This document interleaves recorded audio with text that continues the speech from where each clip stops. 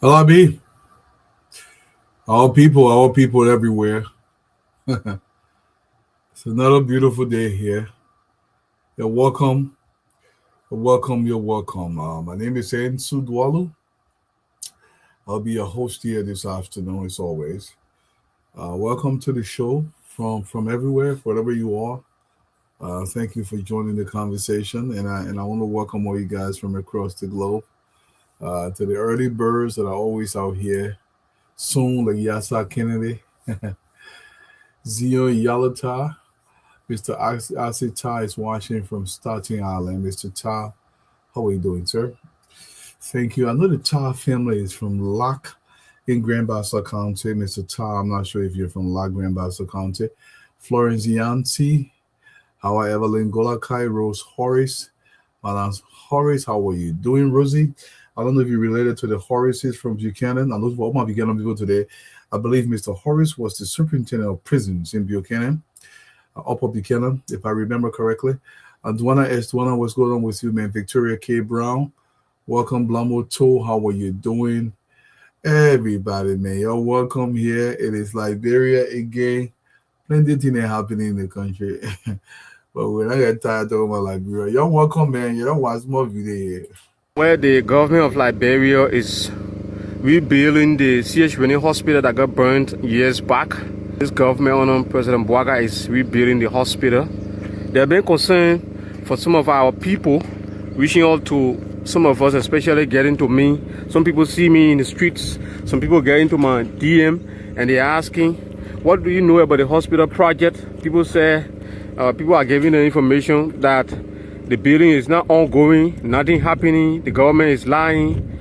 And so I told them I will make effort to go there and try to talk to the authorities on the ground. I'll do pictures and do videos and bring it to show to you people that the project is ongoing, because I'm aware that this project is ongoing. So I came here today, and so you can just follow as you see the building.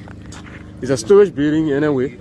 This is the ER. I'm here being guarded in the process by the safety officer. Rudolph Richards. Okay, Rudolph Richards. This is the safety officer, Mr. Rudolph Richards. He's the one guiding me and telling me about what it looks like around here. So you said this is the ER, right? All right. So what about here? This is the ER. The ER. Okay, the emergency room. Section. Okay. Okay. Wow. How many bedrooms are we talking about? We have 250. 250. Yeah. Wow, this is big, bigger than the old one. Bigger than the old one. Yeah. More, less than 100, I think. Yeah. By the way. Yes, to all people in Kakata, man, the CH Rennie Hospital is on a tremendous construction, 250 bedroom hospital. If you guys remember, Bagu Beden went over there and broke ground like 2 or 3 times just trying to cajole the people. Watch, when this project is finished, this entire project was begun under President Boakai, and it's being constructed entirely under President Boakai. But when it finished, they will come and say that a project. I haven't heard them in a while claiming any project in the country. I think they're tired because everybody knows that they've been lying. So this is And when I saw your interface, the smart board, yes, my mind went here because you asked police here for. Yeah, yeah. US. How you doing? Mama, it's not hard, eh? Yeah, it's hard. And I is there. Oh, yeah. Who the computer here? Huh? Who the computer here? I will. Yeah, you? Yeah, I can tell because I can see the pencil. My father used to put the pencil behind here. Nobody get it. So what they?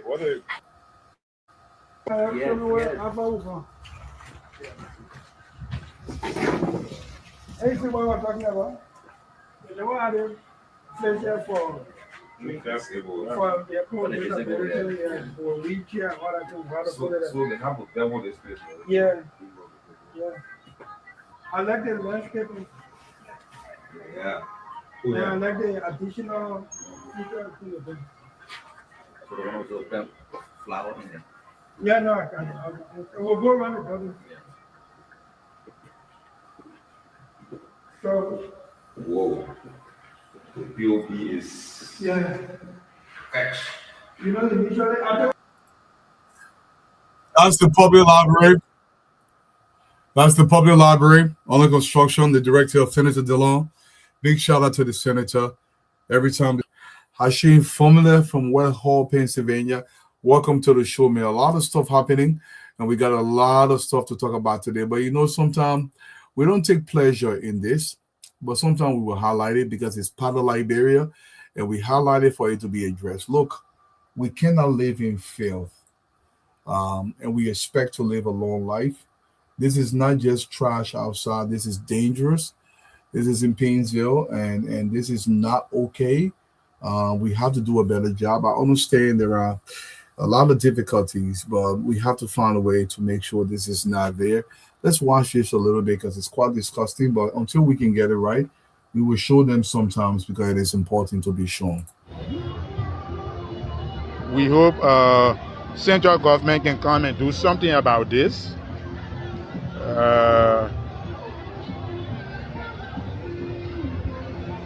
So this is Central Red Light, just right where the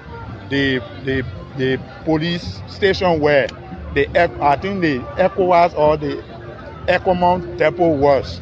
So you guys are PCC, MCC, you guys can come and do something. So many things I can explain from that groundwater pollution. You go on and on and on. The Painesville City Corporation, my brothers out there, please do a better job. I want to say welcome to my brother Jerry Borkai, Henry Sloan, David Booker, Mr. Booker, welcome, man. Patrick Black. Who else here? Ricky Young, welcome to the show. I want to say a big shout out to, well, before we forget, and these reminders are necessary, the Yellow Machine distribution continues because we still have, I know we distributed the first 4 counties. We still have 11 additional counties. The Yellow Machine continuing to go. And we will highlight them every single time because it's extremely important.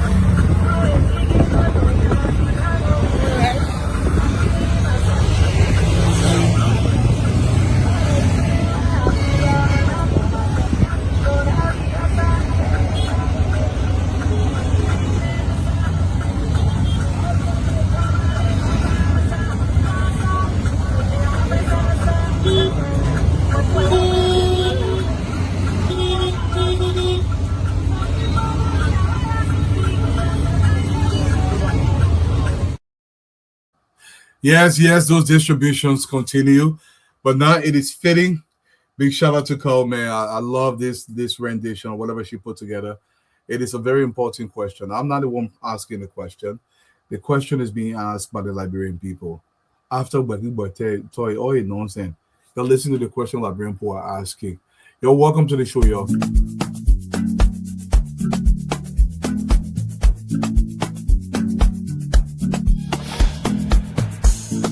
Coming back,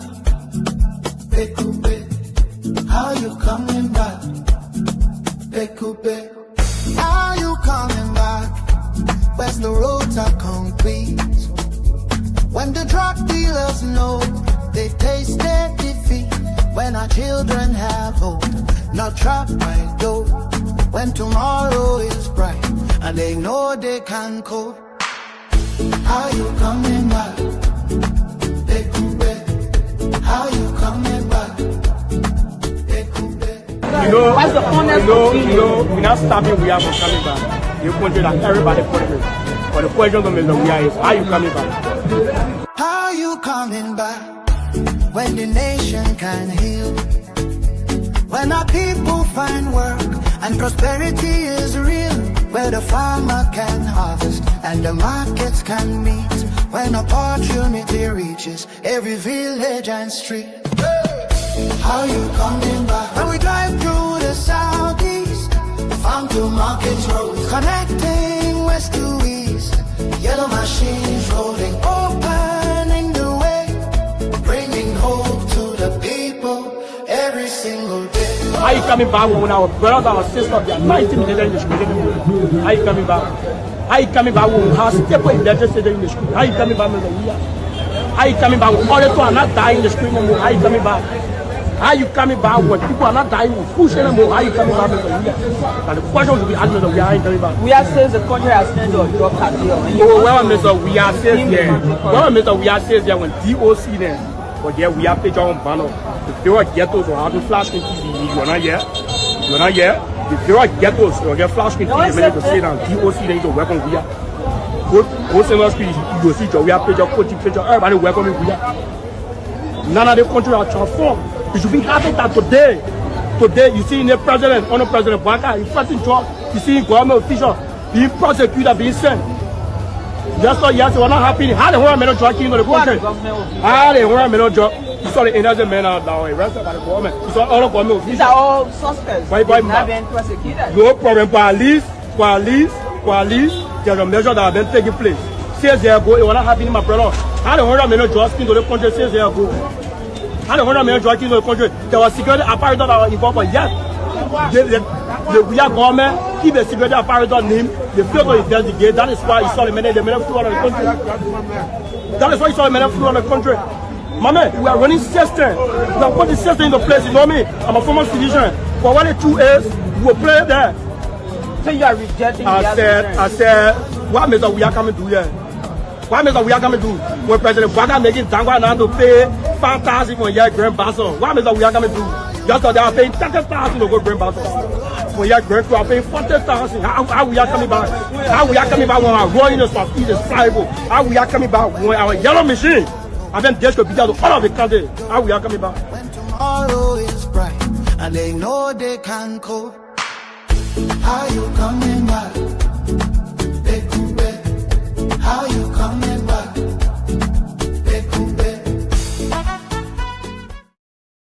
That's the question of the century. How are you coming back?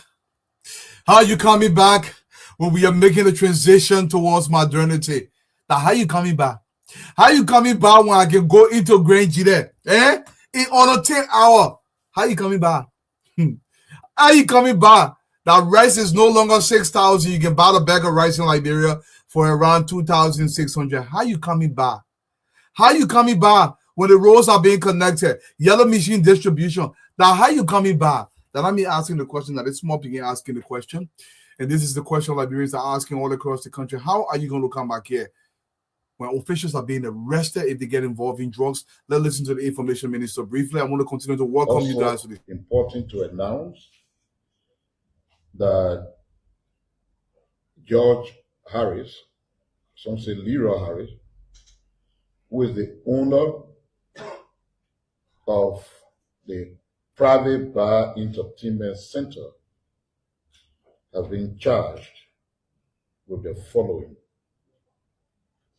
unlicensed possession of illicit drug substances, unlicensed importation of illicit drugs or substances, trafficking, trading, distribution, and sales of illicit drugs or substances, economic sabotage, money laundering, criminal conspiracy, criminal facilitation, and criminal solicitation. Mr. Harris has already been charged as the investigation continues. That is it. President Bwaka said this. If you have not been listening to the president and to the agencies of government, the security agencies of government, no stone will be left unturned. They start with their own. They start with people in the government. If you're a private citizen and you're running a business, in fact, one thing I did this morning, I called my managers in Liberia and I told them, and I told all my employees, we had a meeting. I don't care. I don't want to see anything in any one of my facilities in Liberia if I don't approve it personally. Under no circumstance whatsoever. So I want to say out there to business owners in the country, if you guys running an operation out there and somebody's bringing any form of illegal, especially narcotics, to your facility, you got to report it to the police immediately. I told them when I was sending them the paycheck this morning, I said, listen, y'all mess with me, I will replace all of y'all. I don't want to see nothing on our facility. It will be straight yellow arrow. You go, you come down. This is good for the government. Wherever the drug is, they must follow it. If you're a private citizen, and I can't wait till people start screaming witch hunt. I want the witches to come out on the brooms and let's hunt them down like a rubber gun. Even if they fly in the air, we won't shoot them down because this country got to go in from. Big shout out to the administration. Wherever drugs is, we're going to follow it. Full be warranted. Welcome to the show, my brother John Oberly. How are you doing? Welcome. How are you doing? Fimi Master Square. Kyle Davis, welcome to the show. Tana Cooper, hey, be happy birthday to my sister Tana Cooper today. Congratulations on your 63rd birth anniversary. I have a picture here of you that I loaded today. I hope I loaded that picture today. I think I did. Yes. Today is Tana Cooper's birthday. Happy 63rd birth anniversary. Thank you. May God bless you. More blessing onto you. Tana, continue to shine. And let God's grace continue to guide your steps. And I want to continue to welcome all you guys across the country. Thank you for always joining us here. Sarah's Doma, welcome. Solomon and Sir Cole, welcome to the show. Gina Davis, how are you doing? No drugs will be anywhere in Liberia.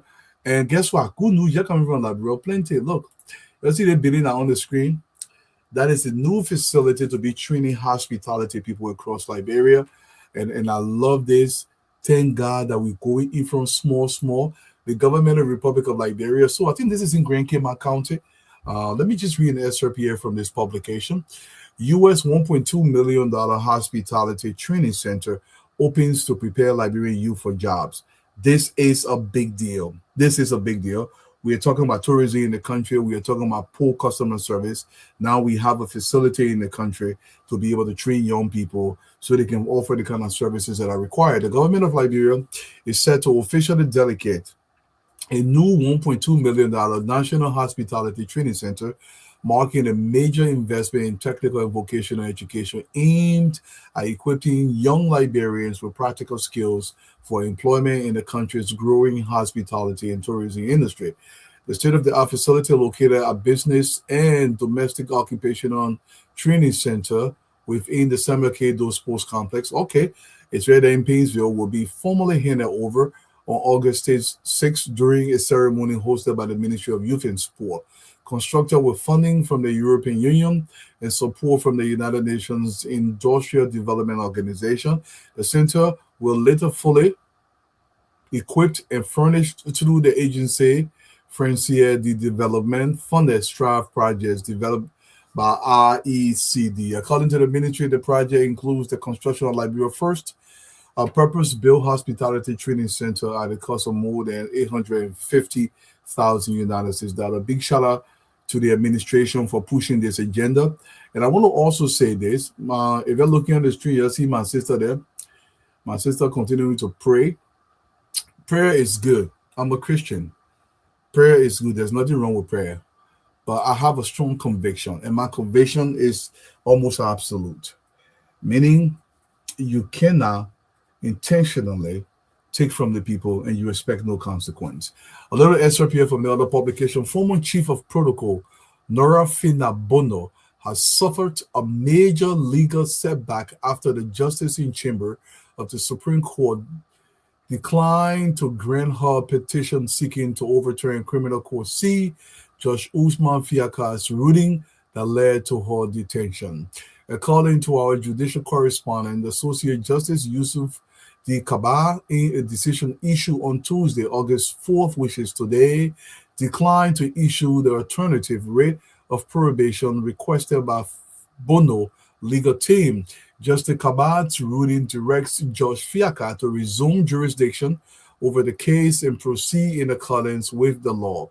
The decision, according to our judicial correspondents, effectively uphold Judge Fiaka's earlier determination that Bono's criminal appearance bond was defective, resulting in her detention at the Moria Central Prison. With the matter now returned to Criminal Court C, Bono could face rearrest should the court determine that she has not satisfied the legal requirement governing her release.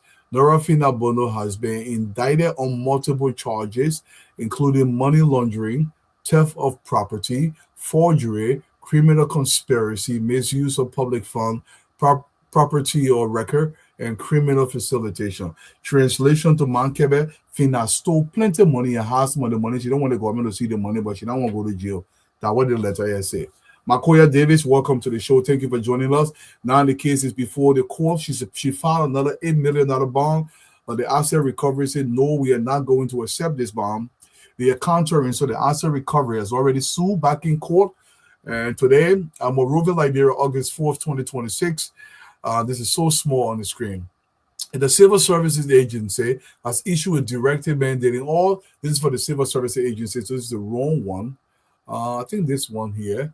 Okay, the asset recovery. Yeah, this one. The asset recovery and property retrieval task force, in collaboration with the Ministry of Justice, has filed a motion to refuse jurisdiction before Criminal Court C, asking the court to decline jurisdiction over two criminal appearance bonds recently filed on behalf of indictee Norafina Bono in the ongoing Gracious Rod case.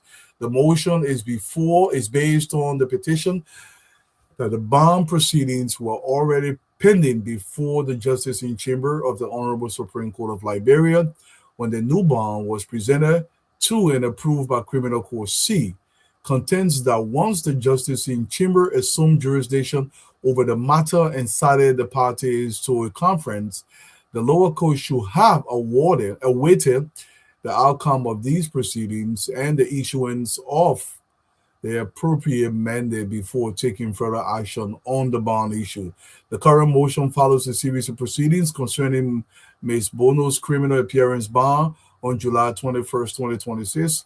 Criminal Court C sustained arrest exception to her replacement bond after finding that a surety did not satisfy the requirement under Liberian law. So Fina Bono was sent to jail because she did not meet the requirement as stipulated by law. Now, the asset recovery is asking that the judge set aside this new bond because the Supreme Court has declined her petition, basically not to go to jail, and they have sent the ruling back to the lower court Judge Fiaka Usman Fiaka, which had already ruled that Fina should go to court. So it's back before the court. Fina has filed a new bond for her to stay outside. Personally, I believe she should be in jail while this process is ongoing. You can't take that much money from Liberia and all of a sudden you clap your hand and hoping that you can walk scot-free. This is not how justice should work in Liberia. We should be stern about what happens in our country. And we should be very, very forceful because people's action cost lives in Liberia. They cost the lives of ordinary citizens across our country. I want to say big shout out to the government on this thing here. So the government is looking to, what is this thing here? I think it's this one. Yes. So ENFA launches full assistance appeal for vulnerable citizens. The government under Justice Yuman Bwaka has recognized through this agency that there are some Liberians in the country that they can barely find food to eat or they cannot have full food. So they're trying to establish a full distribution program to get people back on their feet. Let me just get another SRP here from this publication.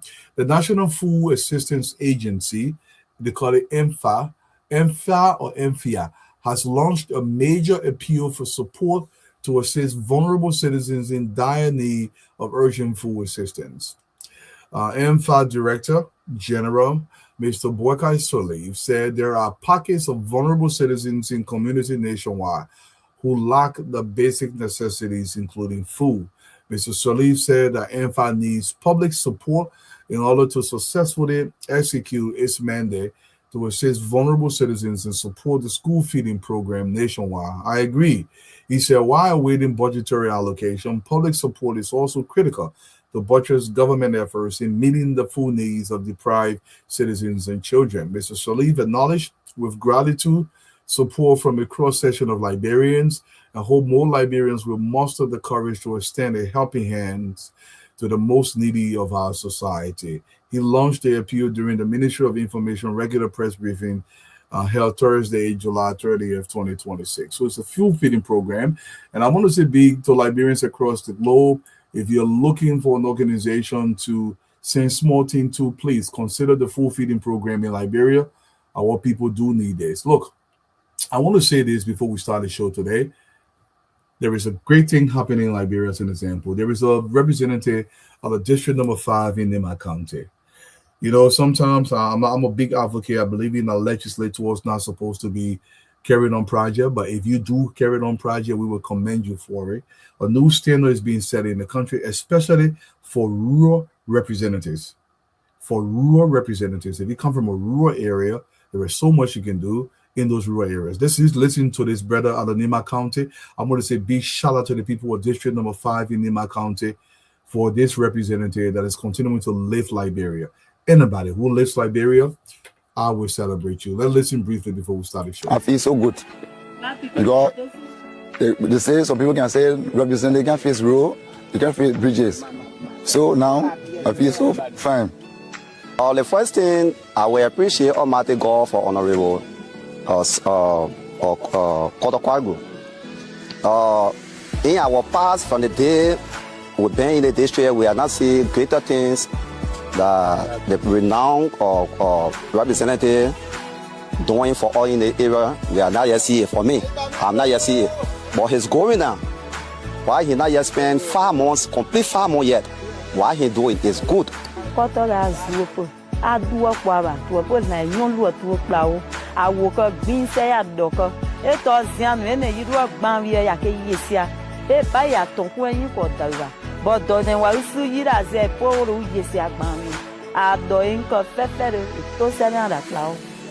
Mende afeko ba ye guro re ni makante yiro nu monwo yi yasika ubaka yura nu apate sare apoma ni makante o douba be amenga yiro nuba.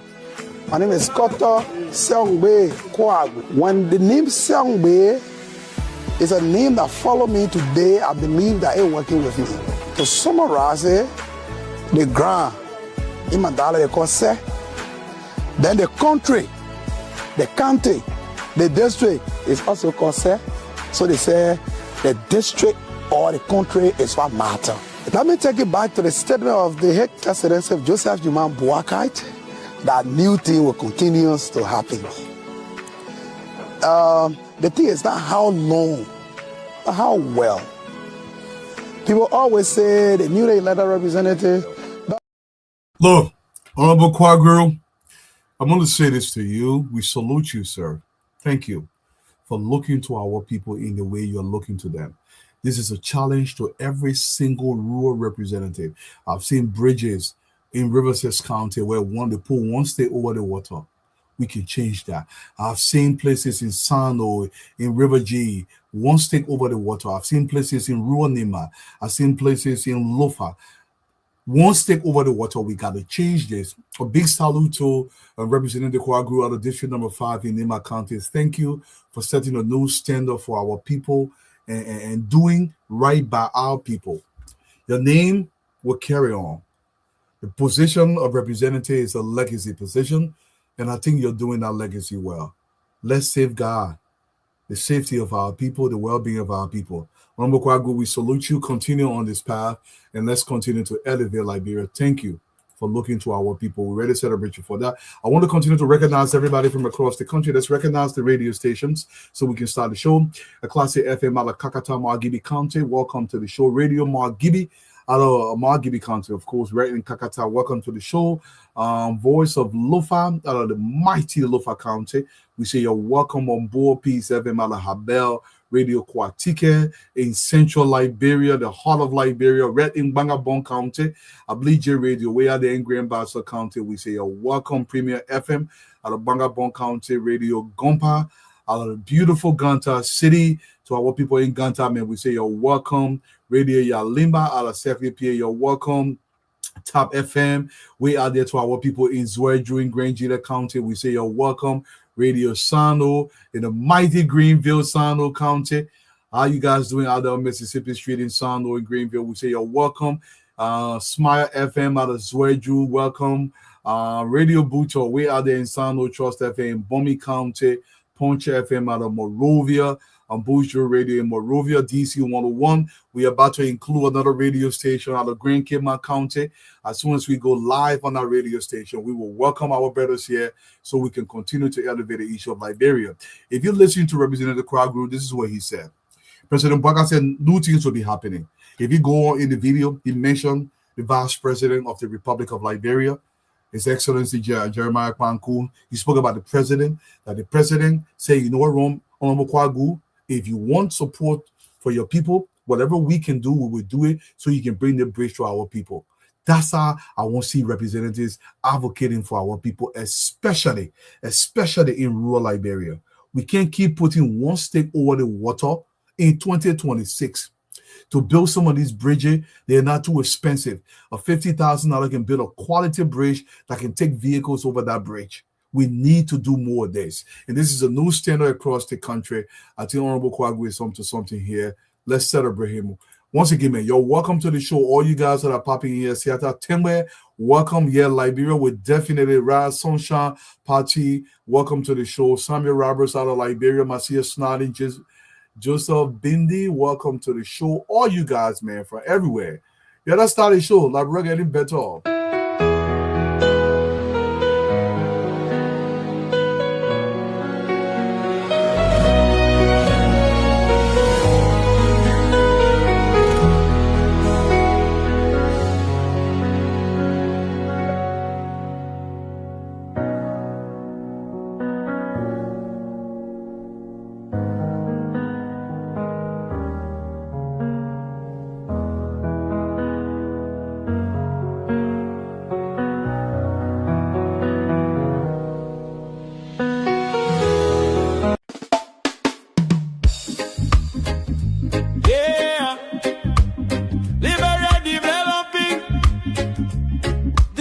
Class Reloaded, the #1 online show that brings the truth. Showcasing J&B and JKK progress all across the country. The Class Reloaded, we are online every day. Showcasing progress the Liberian way. Well, JMB and JKK, they're making the way. The Class Reloaded, we're shining today.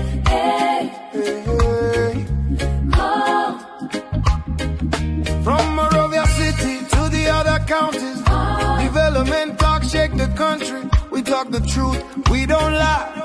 The rescue mission making people smile. Roads getting better, schools better, electricity stable, no more hoping. We see the change, we see the light. Unity Party doing things right. Who talk the facts? The Class Reloaded. Who bring the vibe? The Class Reloaded. Support development. The Class Reloaded. Who better rise again? Oh yes we can. Who talk the facts? The Class Reloaded. Who bring the vibe? The Class Reloaded. Support development. The Class Reloaded. Who better rise again? Oh yes we can. The Class Reloaded, we are online every day. Every day. Showcasing progress the Liberian way. Well, JMB and JKK, they're making the way. The Class Reloaded, we shining today.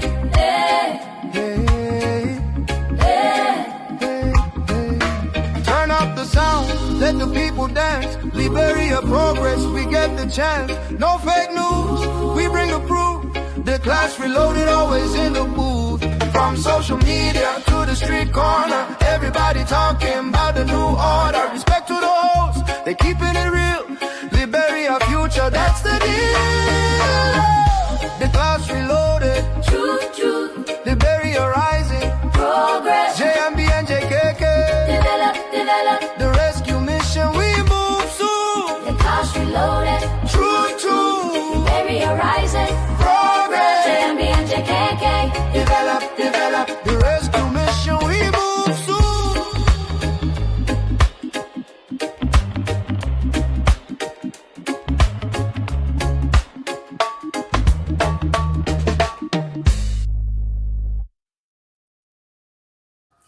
Hey, Rosie, I know you love that song, Always Dancing. Welcome to the show, Rose, and how you doing? Thank you for popping in here. Look, before I bring the guys on, I want to say this, what's happening in District Number 5 in my county. For a very long time, what we have done, I know, and the lawmakers love to quote this, we have 3 cardinal responsibilities. I think it's lawmaking, oversight, and I don't know, what's the third one? Somebody help me out here. Lawmaking, oversight, and what? And regulations, I don't know. But I think Honorable Kwagu has put in a fourth dimension today. One of the things that a lawmaker does, he advocates, also the typical realm that he's supposed to be advocating to get money for his district. You know, you can actually go abroad and advocate for your district. It's part of your responsibility as a lawmaker. Look what is happening in District Number 5 in Nima County. Imagine across rural Liberia, we start replicating this deep in Grand Crew County. The representatives out there, District Number 1 and 2 in Grand Crew County, let's replicate this. Rural Bon County, let's replicate this.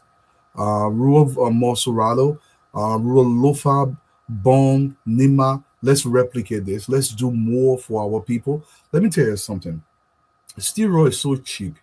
Relatively speaking, for a representative, especially every single representative in the country has some form of district development fund that goes to them. If you got $100,000 for a district development fund, you can build based on the size of the bridge. Like here in America, in certain areas, they don't do the bridge for 2 cars to pass side by side because most of these places, the traffic is not heavy. You can build a bridge that can carry a certain amount of 1 car at a time.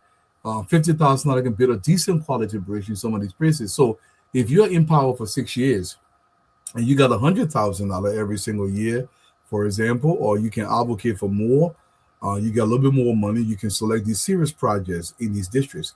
Most of our people, especially if you went to rural Lufa, rural Nima, some of these places, they just need access to get the goods to market.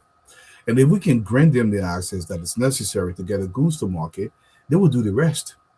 I know my people in Nima County, they can work. I know this personally because look, every time I drive into Nima, my brother, you see plenty is so cheap. Even goat, I can buy a whole goat in Nima for $25, $30. I'm talking about big goat.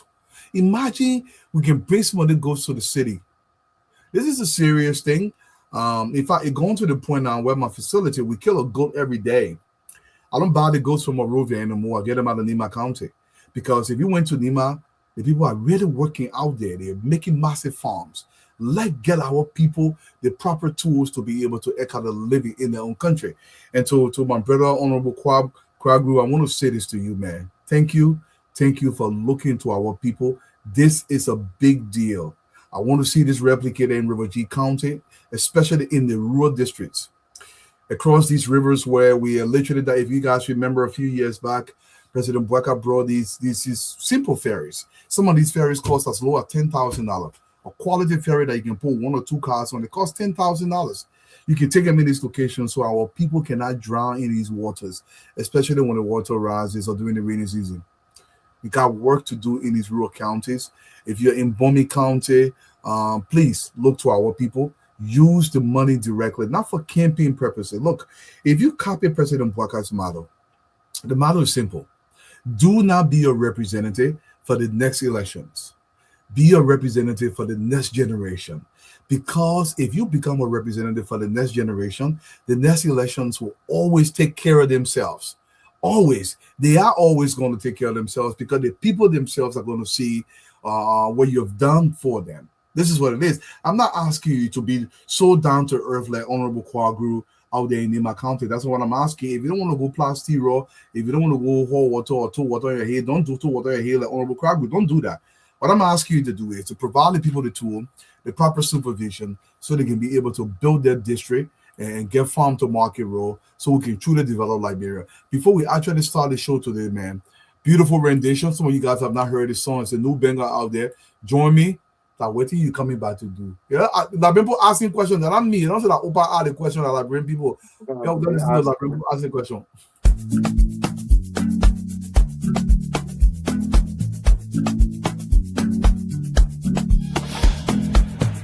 How you coming back?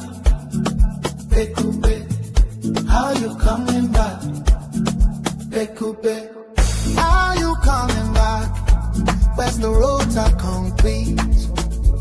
When the drug dealers know they taste their defeat. When our children have hope, not trapped by dope. When tomorrow is bright and they know they can cope. How you coming back? How you coming back? What's the honest opinion? We're not stopping we are from coming back. You country that everybody country. But the question to Mr. We is, are you coming back? How you coming back when the nation can heal? When our people find work and prosperity is real, where the farmer can harvest and the markets can meet, when opportunity reaches every village and street. How you coming back when we drive through the southeast, farm to market roads, connecting west to east, yellow machines rolling, opening the way, bringing hope to the people every single day. Are you coming back when our brothers and sisters, they are 19 million in the school? Are you coming back? Are you coming back when we have stable electricity in the school? Are you coming back when we are? Are you coming back when all the people are not dying in the street anymore? Are you coming back? Are you coming back when people are not dying with food anymore? Are you coming back when we are? And the question should be asked, Mr. We are coming back. We are saying the country has spent your drug cartel. Oh, well, Mr. We are says there. Well, Mr. We are says there when DOC there. But yeah, we have to jump banner. If there are ghettos or how to flash in TV, you're not here. You're not here. If there are ghettos or get flash in TV, you may to say that DOC there is a weapon we are. Go Summer Street, you see, we have picture, coaching picture, everybody welcoming we are. None of the country are transformed. It should be happy that today, you see in the president, under President Baka, in fighting job, you see government officials being prosecuted, being sent. Just so yes, we're not happy. How the whole men job in the country? How the whole men job? You saw the innocent men are now arrested by the government. You saw all the government officials. These are all suspects. Why not being prosecuted. No problem. Police, there's a measure that have been taking place. 6 years ago, it was not happening, my brother. How the whole men job into the country 6 years ago? How the whole men job into the country? There was security apparatus that were involved, but yet the real government keep the security apparatus name. They fail to investigate. That is why you saw the men flew out of the country. That is why you saw the men flew out of the country. My man, we are running system. We have put the system into place. You know me? I'm a former citizen. But when the truth is, we will play there. So you are rejecting I said, what Mr. We are coming to do here? What Mr. We are coming to do? When President Baka making Tangwa now to pay 5,000 for a year grand basson. What Mr. We are coming to do? Yesterday, I paying 30,000 to go grand basson. When you are grand to pay 40,000. How we are coming back? How we are coming back when our rolling is flyable? How we are coming back when our yellow machine? I then just go to all of the country. How we are coming back? When tomorrow is bright and they know they can cope. How you coming back? How you coming back? Why you coming do? Mr. Namwe, welcome to the show. How the man coming back? The man coming Mr. Namwe. The men will eat more math in the beginning. They will say you're pulling together. The baby are beginning for do. Is that a bigger that way? We have for one now. I ain't coming back. Mr. Namwe, welcome to the show. Thank you, Dwal. I miss you guys a couple of days now. I've been here. Look, you know, when you have your own, this is a convert. Huh? A convert. The man told you, I'm a former sedition. Huh? When some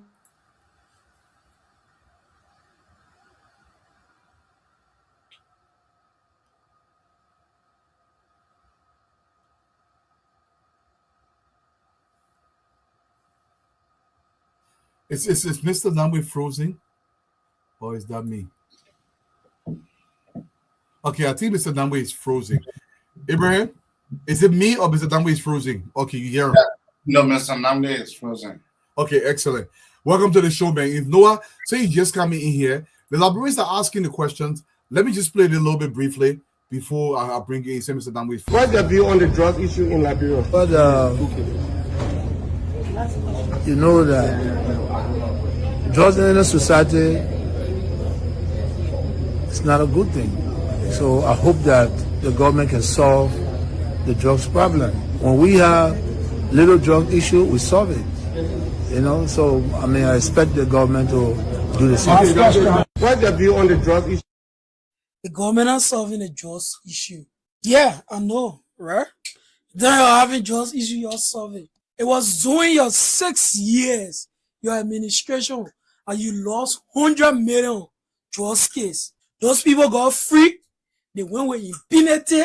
No comment on it since then. They left the country. $100 million drugs case you lost during your administration. Including 100 million, you are still having 250,000 USD. You release all that money to the people and the people left the country, they ran away. It was during your 6 years. All the Zogo that were in the street, the Kush were all in the street. Watch the video. And your people here celebrating how they want Kush. They want Kush, they want Kush. Yeah. And your people on the street here so celebrating. Now you saying that the government should target a just kid because the time you're in power, your husband just kid, you're targeting. We all understand that drugs is not good, but like people here singing that they want push, they want push, they want push. Mothers, these are mothers, these are our sisters singing on the street wearing red beret, wearing CDC costume, singing that they want push. And today, you understand that drugs not good in the country. And today, you understand that drugs not good in the country. The time you're crying that you want that drugs.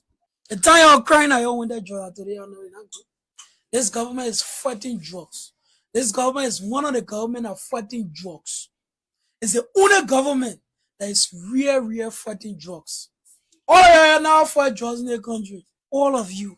No one fight drugs in the country compared to this government. You saw in the space of 1 month, you saw the amount of drugs they caught.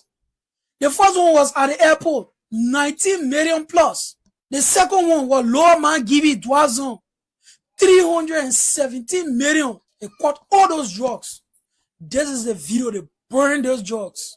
During your time, you can be howling, doing all the funny things. This government is facing this country, and we will support them 100%. We will bring it to the Liberian people. When you say anything on the social media, we'll respond to y'all. The Liberian people got to know the truth. And that is the truth. Bwaga is fighting drugs. Our daddy don't joke. He's fighting drugs in the country. And we got to appreciate the government. Because they are doing everything in their power to fight drugs, to make sure drugs is free from Liberia. Robert Nambe, continue. And Liberians are continuing to make this video. They got plenty of them. But we select few to remind people that what people are about open kolo. Robert Nambe. You know, dwell in life. When what you believe in, what was a concept, you know, what was a message, is translating into actions. And then these actions are resonating to win people for you. And then these people become your messengers. That's right. You know, this is all you want. These are very young people. Young people. Look at the kid I was talking, asking the question, how he coming back? And then we can extend that question. They say, when he come, what he coming do? Huh? See the other boy. He's giving you his receipts. He's making comparative analysis and giving you receipts. It's not coming from us that, you know, you saw these are party ideologues, you know, it's not coming from Dwalu. These are regular young people whose eyes have opened, they've watched, they see what is happening, and they can tell the difference. And they've chosen that side. You know, all this fight, he mentioned Kush. Who were the victims? These were all young people being wasted back and forth.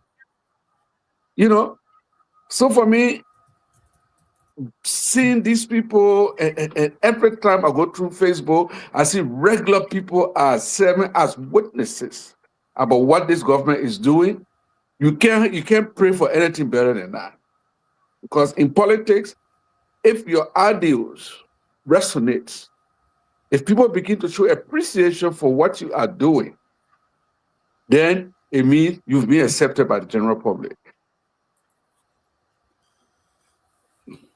Mr. Nambe, absolutely, my brother Abraham. Welcome to the show. Look, yeah, how about we're getting report? There's nothing confirmed that former finance minister Samuel D. Tue were trying to escape the country. I cannot substantiate that, but I'm going to say this. I cannot substantiate that, but I want to say that, you know, once in a while, we must remind Liberians some of the messages out there. Please, I'm going to interrupt you on this. Go ahead. After all that big mouth, Hey, but I chicken hope coming to roost. the man won't give it. You won't give We it? don't get it. But without knowing, yes, we'll get the benefit of the doubt. But you know what? Before I have my brother, West One is man. Let's listen to Solo small because you know so now Solo can drive the point home back in the day. Go rest his soul Solo, but let's just say what Solo talk about something back in the day. You have sacrificed nothing for the party. You have used this institution to enrich yourselves. You are the guys who support George Weah with the corruption. You go to the central bank, you sign those checks. You were a truck driver in America. I brought you from the U.S. to Liberia and made you grievance committee chair. When you became grievance committee chair after your anger with George Weah, for which he did not want to see you, I reconcile you two issues and say, D12 come, we need you in this struggle. You came, you listened, you sold out, you went to Amaracon and right now you work for Ellen. Some of the information that is even going for sanction committee is coming from you. We know who you are. You are the one who dished out my girl because you have a competition with him about controlling George Weah. Don't come on this show and put up any minister of finance posture. When I knew you, you had nothing. To me, who you are is someone who came from nothing and decided to join the bandwagon to steal from the Liberian people. That's the message right here out there from in the inner core. So we're hearing, yeah, Hawaii. Maybe they may want Chile. I don't know yet, but we are still looking into it. We get some supporting evidence. We'll bring that out there. But you know, the pressure enough on the man, and I love the pressure that's coming from the government. You see the Liberian people money, you more worry till you die. You know, in Liberia, I think they got Ian Worry. That one minute they Ian Worry. My brother, welcome to the show, Abraham. Yeah, Doro. Let me say good evening, good afternoon to all of the panelists, and good afternoon to our viewers and our followers. The thing is so funny. The thing is so funny. But anyway, I want to respond to Stanton. Sometimes it is good when you having high-headed soul for you to be able to give it high-headed medications. Stanton Waterspoon does not have the moral rectitude for him to be able to put mouth on hard-working government officials who have built their characters year over years. The level of Sarah Besloyanti and Mama Kability. Those are ladies who have built. This is their first time. This is their first time for them to be able to accept public office. Not only that, those are ladies who have worked tirelessly those are ladies who have worked tirelessly for you to be able to come today and be able to connect them with the current drugs issue is a pity for our society. And I strongly believe that no librarian should be able to give it a listening ear, because that indeed is completely trash that is coming from Stanton mouth. Well, anyway, let me appreciate the Senator Abraham Darros DeLong. This senator have worked, and I have said it. This senator have worked tirelessly in the interest of the Liberian people. Look at what the senator just did. But he constructed a modern library, not for his kids. Let's show a little bit if you don't mind. Yeah. Okay. Let me pull on the screen a little bit while you guys are still coming here. For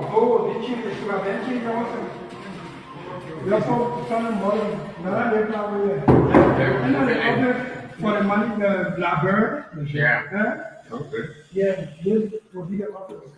Okay. Yeah, wow. What is the dimension of that bill?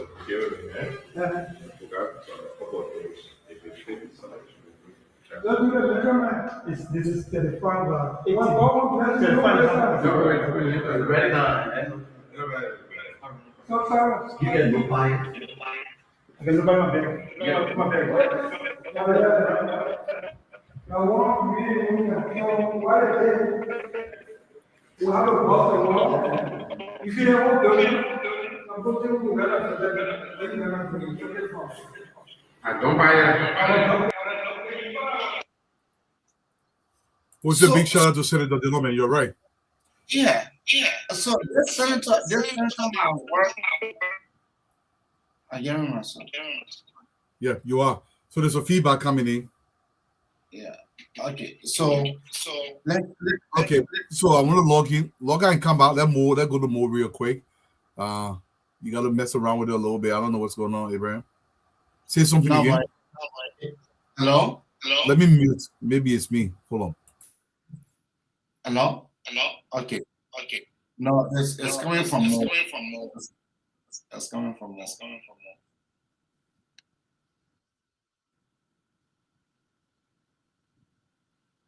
Hello?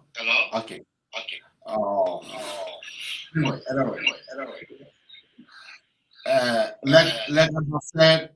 Like I have said, this senator, he did not build a library for his children, but he built it for the future generations, for our future kids, for our future children. Those are the reasons that I will continue to praise Senator Darius Dillon when he do any good for the interest of our Liberian children. Let's just leave the library a little bit. Let's go to the rehab center. This man is working for him to be able to make sure that our young brothers and sisters, that they are detox from the drugs that they have been into their system, that they now becoming a better citizens. In time past, there was not a single senator in the entire country that thought about building a rehab center. But this senator came and decided for him to be able to do that, not for himself, but for the interest of our population, for the interest of our country. So Senator Abraham Darius Dillon, I salute you. You are really doing well, and keep it on. When people like Senator Dillon do good, we should come here to be able to praise him. When he do bad, we should be able to come here to be able to correct the necessary checkpoints. So Senator Abraham Darius, I salute you. Back to you, Eduardo. Thank you, Abraham. Mo, welcome to the show, man. What's going on with you out there? So much happening in the country. What's on your mind regarding anything, brother? Thank you, Eduardo. Good evening, and I guess Cole is behind the scene tonight. Oh yes, I think it was Cole before you actually, Mo. Let me just put it to Cole because she's not coming on camera. My apologies, Cole. Are you there? I am here. How is everyone doing? Good. So, certain things on my mind. Mo, you got to mute, or you got an echo thing going on. But I don't know how the echo thing going on because I'm like in the new. Maybe that because the space is. Let me see. Yeah, it goes away when you mute. Yeah. So, yeah, I listen to Abraham. I listen to everyone. Me, I'm really disappointed that somebody like Stanton, who himself has been convicted of a scandalous crime, can come out and act as if he's some moral standard for outing criminals. It's weird. But, a lot of abnormal things happen in Liberia. We roll with it. One thing that this drug saga has taught me is not to ever put my head on chopping block for anybody. And, I used to think I was a good judge of character. I used to think that I knew people. You don't know anybody. Nope. And you don't know what people are capable of doing. Don't put your head on chopping block for folks and don't swear up and down for folks. That's what I've learned. And I think other people might not do it. What I'm saying, I call when I put my head on chopping block for anybody but myself. Because I know what I would do and what I would not do. I've been in government. I served in government for 8 years. During that period, there were lots of things brought before me, and then I earned a reputation as somebody that you don't carry nonsense like that too. To the extent that when I would walk into a room, people talking, they see me coming, they stop talking. Because for whatever reason in Liberia, when you try to do the right thing, then you're no longer trusted. You become a villain. And so I've learned that sometimes our heroes, the people that we like to praise and put on pedestal, are sometimes some of the most shady characters. Whatever law enforcement unearths in their investigation, I'm not talking about the talking heads that on social media. No, I'm talking about law enforcement. Whatever joint security unearths, I trust them. I will believe it when I see joint security call people and say this person is indicted. That's the time I will believe it. But until then, I'm not going to put my head on chopping block for anybody. I'm not going to talk for anybody. I'm just going to observe because this thing is getting serious. The whole forest is being hauled behind the bush. And when you go on record, putting your head on chopping block for somebody and the person ends up disgracing you, you won't feel good about it.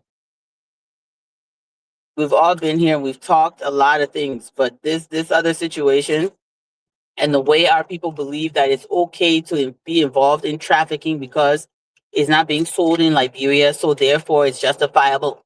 When people want money, they will use any means to justify their pursuit of cash, their greed.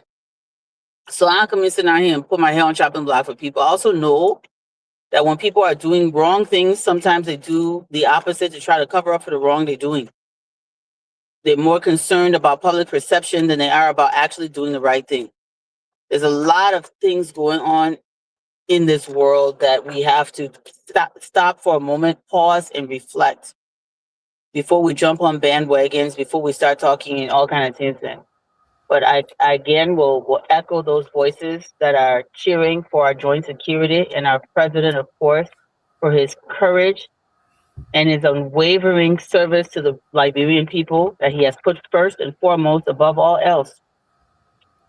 Mr. President, Your Excellency, you have my utmost respect. I have never seen the kind of courage that you're displaying in the face of tremendous pressure from people who are your friends and allies. And you're still, doing what you're supposed to do. That is what you call perseverance.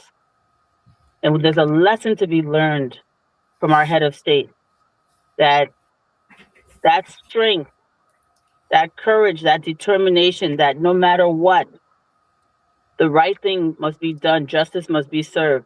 We have not, I won't say we, I've not seen it before. I have not seen it before, and I served in government for 8 years. I've not seen before what I see Joseph Boyka doing. And I'm not a blind praise singer. Y'all know me for that. But I'm saying it because the courage and tenacity that this head of state has displayed. Show me the African president that has done it before we say the Liberian president. Show me. Y'all, thank you.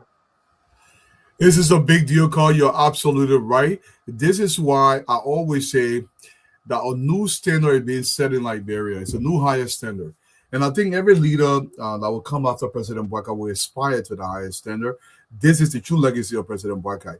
This matters. This is a big deal in our country. I've now seen it before, not just you, Carl, even across Africa, especially if you go after your own people, given what our society would say, oh, that the people in government, President Boyka is not even thinking about that. He continued to stick to the same thing. I am governing for the next generation. And anybody, if you guys remember, I played a tape here of President Boyka, he said, nobody in this room is just way too important that they can be fired. That's coming from the president. Nobody in this room, he was talking to his cabinet members, that is here, that is so important that you cannot be let go. If you don't do the right thing, we'll let you go. the next generation. Mo, let's hear from you, my brother. So I was not listening. Something new not happening. But he plenty new thing happening. Go ahead. Say not just block you. That what new happening. Yeah, that I mean, I'm really really sad. I couldn't be on Facebook the whole day. The puppy just, yeah, puppy just ended the friendship like that. Puppy blocked me. You are giving the baby hard time. You put the baby hard zone that your brother. It's a sad thing, my man. Puppy can't just block me like that. Who am I to fight me? Other people can't fool me. I did the puppy hard. But I want add few things set in my head. For me, honestly, I can get convinced about people before I support you. Mm-hmm. You see, in 2005, when we went all out to support President Salif, I didn't know her like that. I know that I voted for her in 1997, because coming up, I like people who throw out challenge or challenges, people who are, oh, my people are looking for money to buy new laptop. Just give me small chance. I hustling around. When I get money, I buy my new laptop. Then will be cool. So and hearing her name when I was coming up, even though she wasn't in, in fact, she was in lab, and the other side of Cape Mount was lab. So I got convinced, even against the thought that my own countryman, Councillor Vani Sherman, was contesting in 2005, the most famous candidate from Cape Mount in the election. I went for Madam Sadi because I believe in her. I didn't know JMD, so I interacted with him closely. In 2015. By then I come from England. And when he spoke, I got convinced. So becoming spokesman of the Unity Party and eventually Secretary General, I worked even closer to him. And after being Secretary General, I was in the office with him. And so I knew his resolve. Because Dwalu, when somebody sits, Mako, I know what I will do. When you are with someone and they keep saying one thing over and over,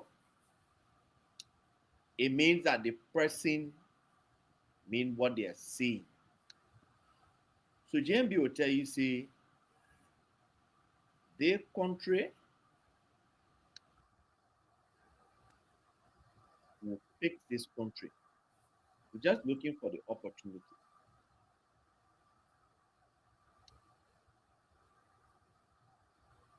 And there are some things, you can't talk on the radio.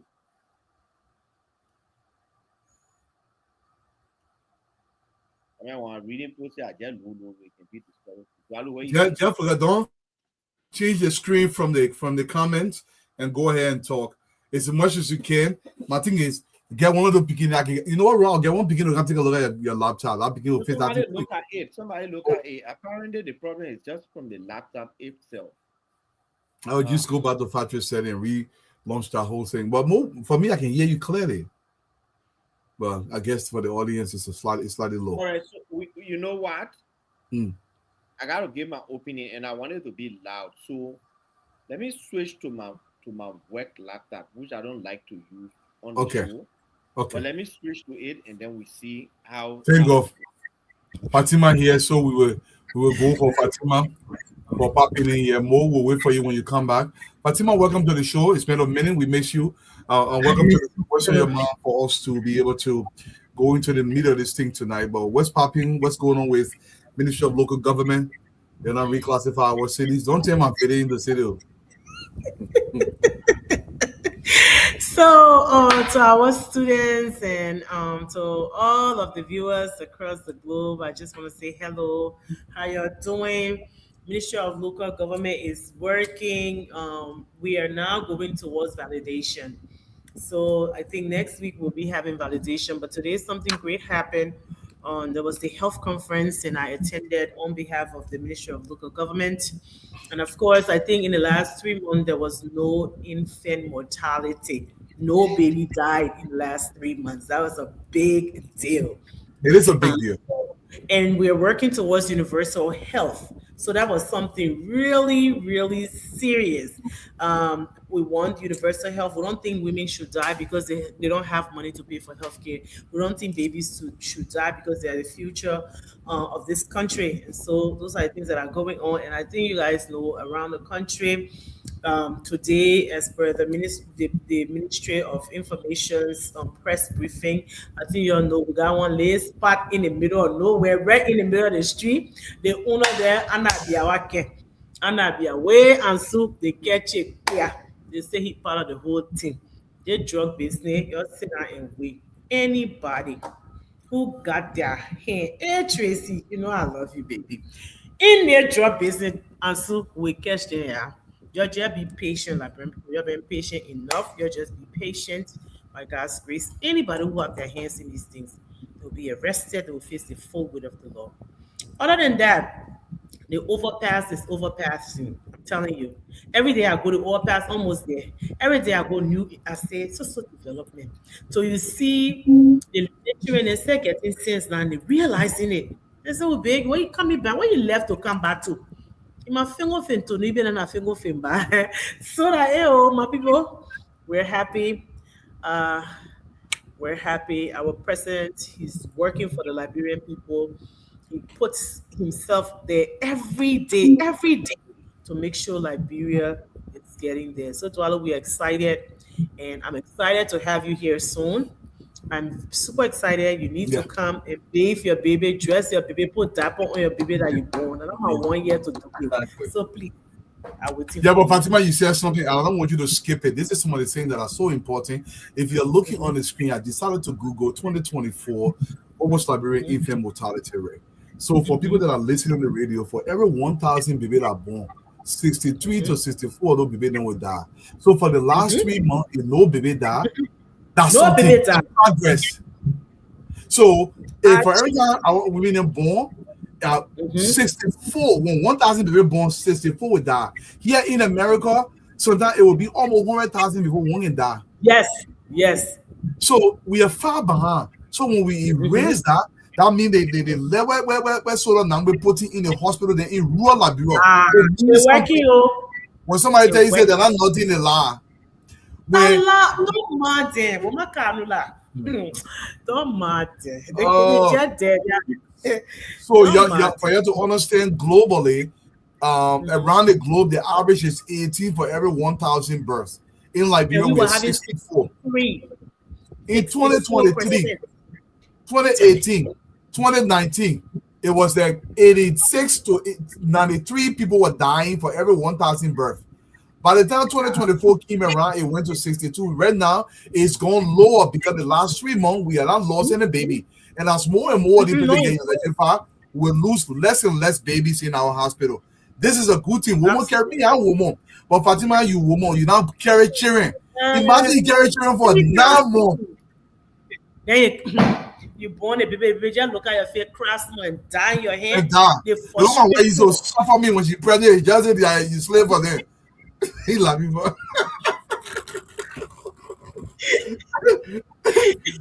go bring it. I did not one time I drove 1 hour 30 minutes to get some kind of bread. You know the Portuguese can make some kind of bread, they call it chorizo bread. We used to eat that bread in college. She made me drive 1 hour 20 minutes to buy that bread. While I keep asking, didn't want the bread again. Oh damn it. She lost her appetite after you took that long round. You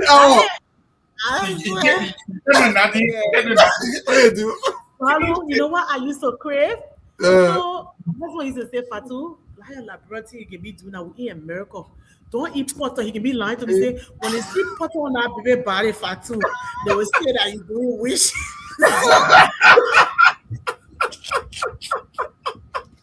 Don't import them.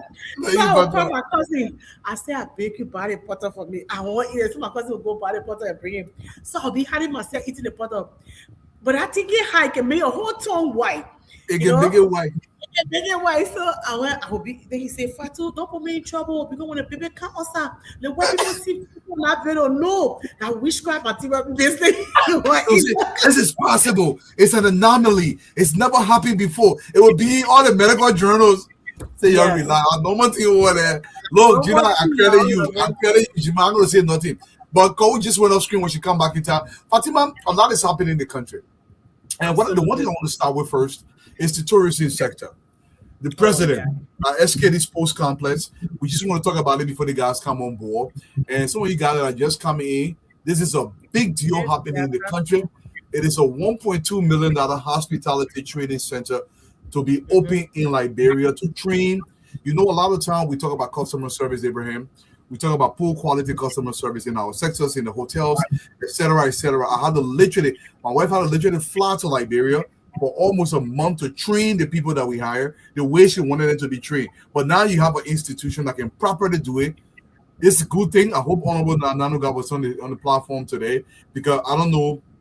This was fun about the Europeans, by the way, and this is a good thing for the country. A lot of young people that are interested in the hospitality industry for service to so many other things. I don't know much about it. Like my brother, like Robert Glay Gagua, they don't want into that industry. They can explain this better than I can. But Fatima, what you have to say about it, about this facility? No, all of the sectors, like I said, Dwalo, people are excited to contribute to this country. What tourism is doing is nothing less than amazing. They're training our young people. If we talk about actually achieving the tourism sector, we have to make sure our people, Liberians are friendly people. They should know how to greet people. Etiquette is one thing, how to act, all those things. So the tourism sector is bringing that to life, making sure that guess what? My cat will say she's to go smell the gas. I don't know what you happening to your body. Anyway, I believe that this is a big deal. And in fact, they even have a bigger place in Cape Mount too, Dwalu. They have a place in Cape Mount as well. So we're not waiting. You don't put nothing there to come back to. They put nothing there to come back to. And in all the different sectors, our country is rising. Our country is moving. Everything flying. We're not waiting for nobody. So if you say you're coming back, by all means, we are all Liberians. Try to come back. I don't care if you're 10 million, you say we're not happy. How you enter, how we want. And you know, all of them this and that. Well, let me just make it one last point. We'll be talking all this thing, this and that. Joseph Waka did, Joseph Waka that. But nobody have control of life. And you know that in Dwalu? What the thing they talking 2029. Let God make all of us see 2029 because He has the ultimate power that the only last year. I mean, yo, and this is Patrick. Welcome to the show. Hey. What's up? You guys are really beaming. I was just driving around the LY junction, ELW junction, and there is this very loud speaker, and I'm hearing Dwalu bumping the vibes. I'm like, what the wow. Because the radio stations around the country, my man, we are getting after the show. Someone will call me from Sano, they will call me from Manga, they will call me from all the way in Nima, my man. Yo, thank you. But this is what is happening, Patrick. Before you say anything, but today we are in Grand Cru. Thanks to Sarah Singh, we are in Grand Cru. Grand Cru. Okay, I know we are about to get in Cape Mount. The preparation being made for another station in Cape Mount, which is good. But I'm gonna say this though. This J. Rennie Hospital, before you come in with your intro, J. Rennie Hospital was begun under President Joseph Yema Bwaka. You remember when they broke ground, I can find a video. The hospital continuing to expand. Tomorrow morning when the hospital finish, in fact, I've been playing 2 minutes before you come in. Tatuta today, where the government of Liberia is rebuilding the C.H. Rennie Hospital that got burned years back. This government under President Bwaka is rebuilding the hospital. They've been concerned for some of our people, reaching out to some of us, especially getting to me. Some people see me in the streets, some people get into my DM and they're asking, what do you know about the hospital project? People say people are giving the information that the building is not ongoing, nothing happening, the government is lying. And so I told them I will make effort to go there and try to talk to the authorities on the ground. I'll do pictures and do videos and bring it to show to you people that the project is ongoing, because I'm aware that this project is ongoing. So I came here today, and so you can just follow as you see the building. It's a storage building anyway. This is the ER. I'm here being, guarded in the process by the safety officer. Rudolph Richards. Okay, Rudolph Richards. This is the safety officer, Mr. Rudolph Richards. He's the one guarding me and telling me about what it looks like around here. So you said this is the ER, right? All right. So what happened here? The ER. Okay, the emergency room. Okay. Okay. Wow. How many bedrooms we talking about? We have 250. 250. Wow. 250 bedroom facility being built in Kakata. Honorable number, you were not here. Your hard work is yielding some very valuable fruit. Over the last 3 months, according to Fatima bin Salif, we have lost no child in childbirth for 3 months straight. Let in our clinics in rural Liberia. They say so that we're not working, you're not doing nothing.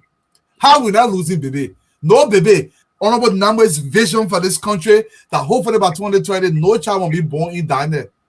And let's keep pumping it, Waldo. Yes. If I would end the 6th year with that, we need to solarize 100% solarize 400 more public health centers. And when we do that, the president can say, no child born in a public health center will be born in the dark. And that means that in every health facility across the country, health workers will see kolo what they're doing. Amen. Meaning vaccines will be refrigerated. Doctors, midwives will see clearly doing what they are doing. Patients will feel safe. There will be some comfort level provided. The drugs, where they keep the drugs, will be at the right temperature. They will charge their phones. They will have comfort for themselves, because it's not just the center we're talking about. If you got a house there where nurses are staying, and there are rest stations, and this and that, but it's going to cost just around between $25,000 and $27,000 for each center. 24/7 power, and you can't beat it. So we're talking about looking for $10 million between now and the year 2030. Auntie Patrick then can make corporate social responsibility. Yeah, we got to find out money. I was talking to your bossman the other day, Patrick. All these Orange and all these people, we can commit them, to do that. It hurts nobody. Yeah, it's a win-win for everybody. Everybody. But we'll have a special show on our thing here. Go ahead, Patrick. Let me just say this, and this may sound very reassuring for all Liberians and everyone listening to this program. If you're across the country, mark this down today. 2 things President Bouaka will succeed in, perhaps the most.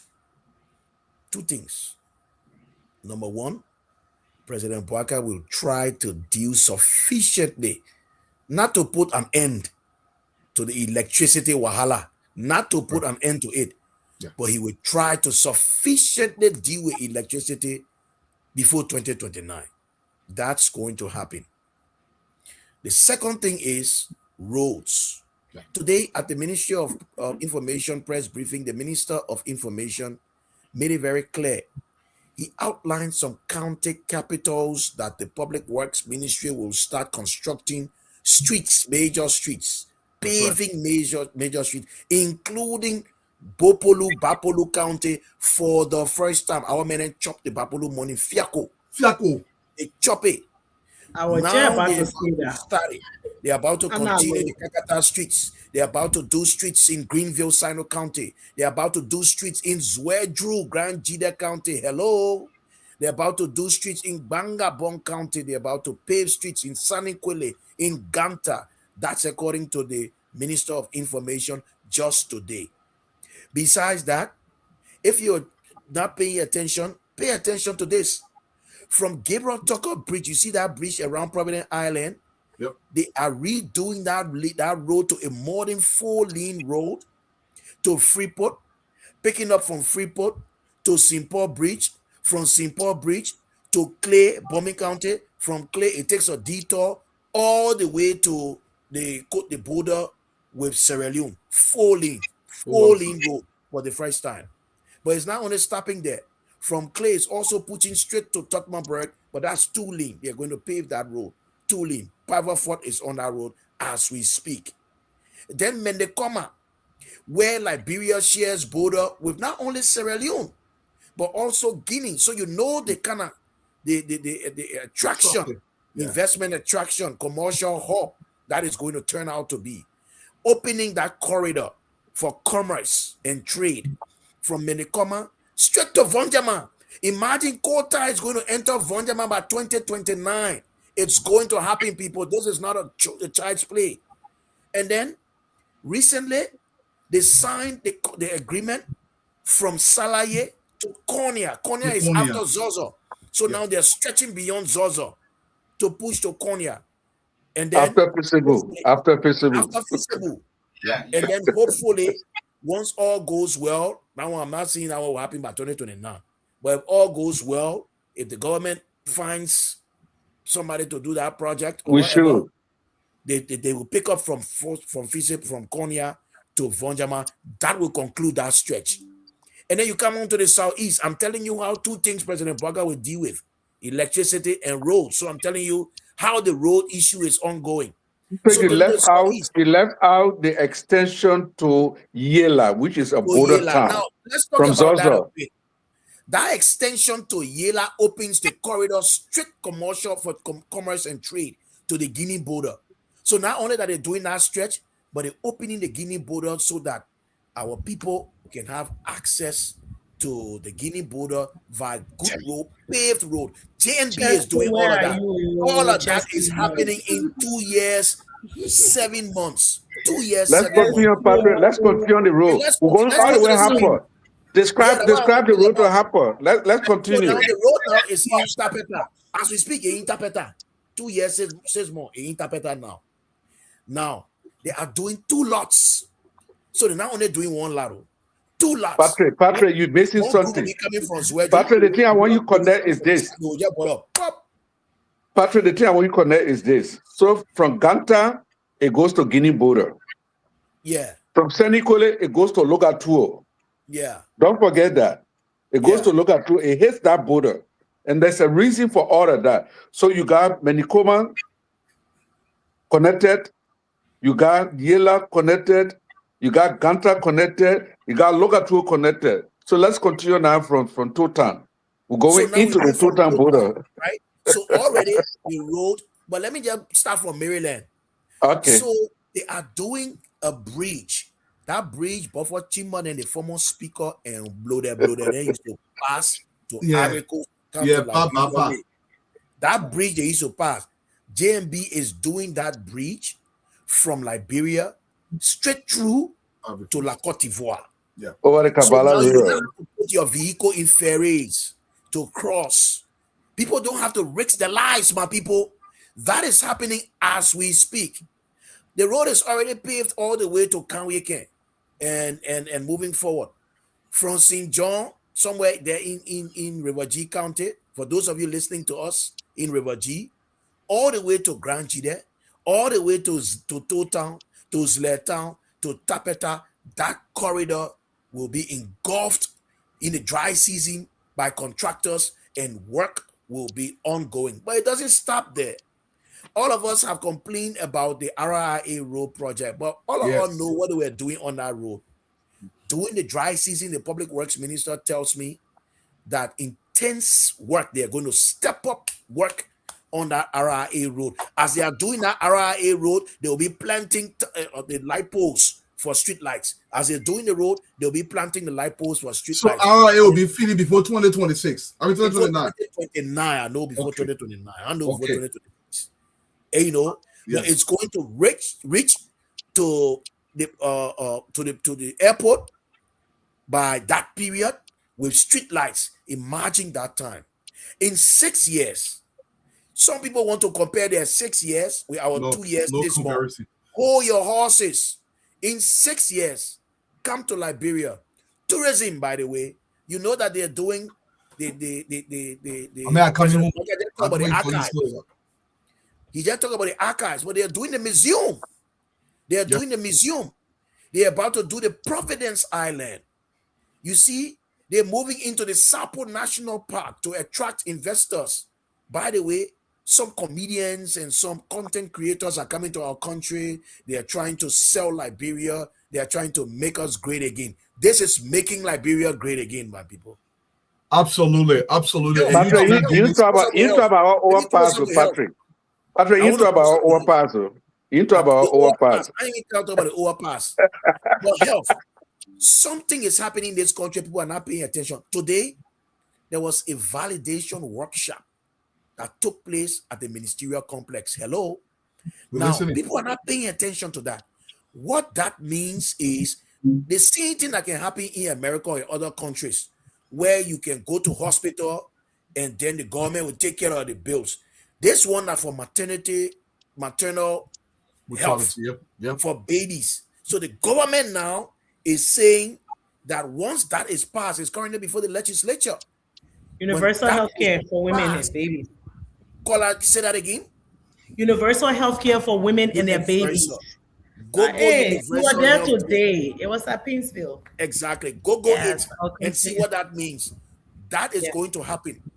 You're talking about a whooping 250 bedroom hospital in Kakata that was destroyed, gutted by fire. It's been rebuilt as we speak. And look across the country, how the ambulances are moving, the hospitals are being rebuilt. My people, if you say the country is not making progress, then that video, when you're coming back, there's a video, the music video now, the born out. Oh, we played that video earlier today. If I say we got new song and all. Play that song again. We play the song for us more. Y'all welcome to the show. Hopefully the more ideas all share. The baby Mutanga say yeah. Let's listen to the song. No, I'm set. You said? You see, you lying everything, Mo. You say you're coming before me, you Mo. Like you don't want to keep me. No, the man will yell. But you have to go back. But Patrick, say you keep me a little later. Listen to the song again. Let's listen to the song. One of the laptop. All right, let's listen to the song. Let's listen to the song, Fatima. And Fatima, please answer the question. You want to add anything for it? Going next week. Bring it.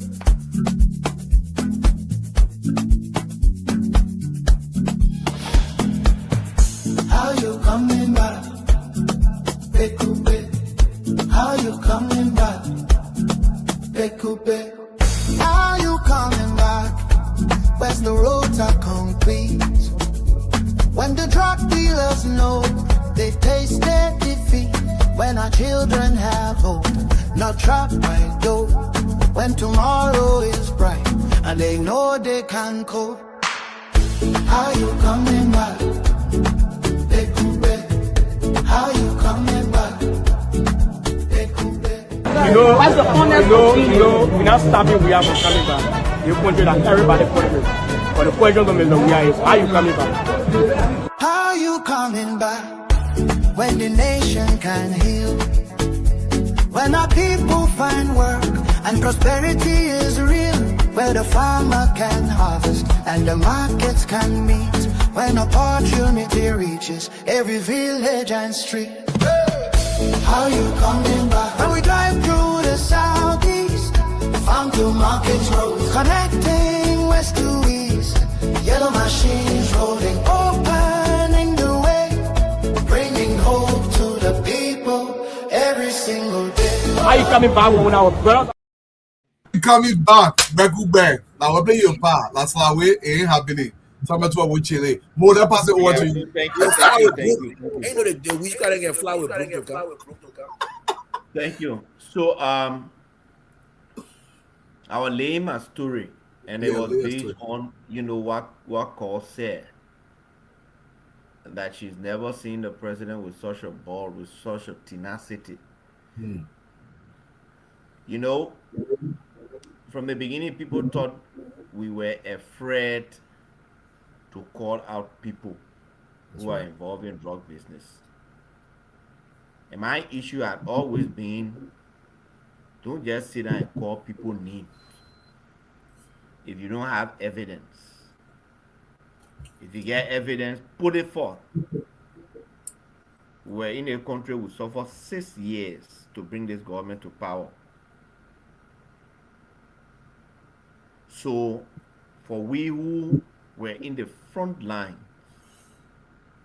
every day on the radio, on the social media, on the television stations, and going from every nook and cranny. Then somebody there can say now you in government, you want chakla aid. Then somebody say, oh, I get evidence, then you keeping it to your house. You who keeping the evidence, you are enemy of the state. 100%. You are dissident collaborator. When you get it, bring it. Bring it and leave it with JMB and see if you will not take action. And people are talking about private bar under, public bar under. Oh, right. They can't do nothing to the other person. Oh, they can't do nothing to Mark Queer. The one thing I know about my papi is that you can sit down on a talk show and say everything you want about Mo Ali. If you not see evidence, he's not acting. And that's what experience is about. Because the one thing you always used to tell her, Mo, why if somebody lies on you, I should just take action? If you want me to take action, bring evidence. And that brings me to Mr. Nathaniel McGee post. He said, be talking, be funny, be talking. Yeah, the country is bleeding. The nation is bleeding. God, please have mercy on us and intervene. Me, those kind of people, I don't credit them. Look, you see me, I learned something from one of my men. We don't credit. If we want to give it to you, give it to you. I give it to you, you're not paying me back. I don't credit. Nathaniel McGill, I told him, we only need God intervention.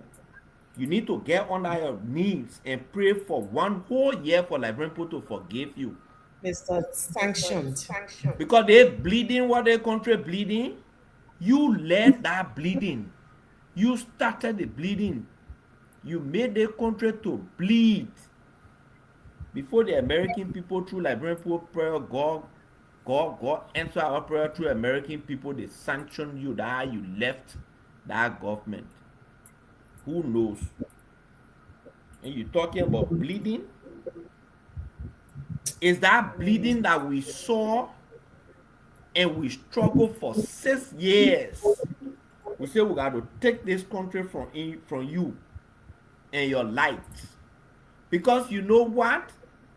If the country remain with you, JMB used to tell all by the time they finish with 6 years, you put them back, there will be no country. There will be no country to run. We'll be running a dead body.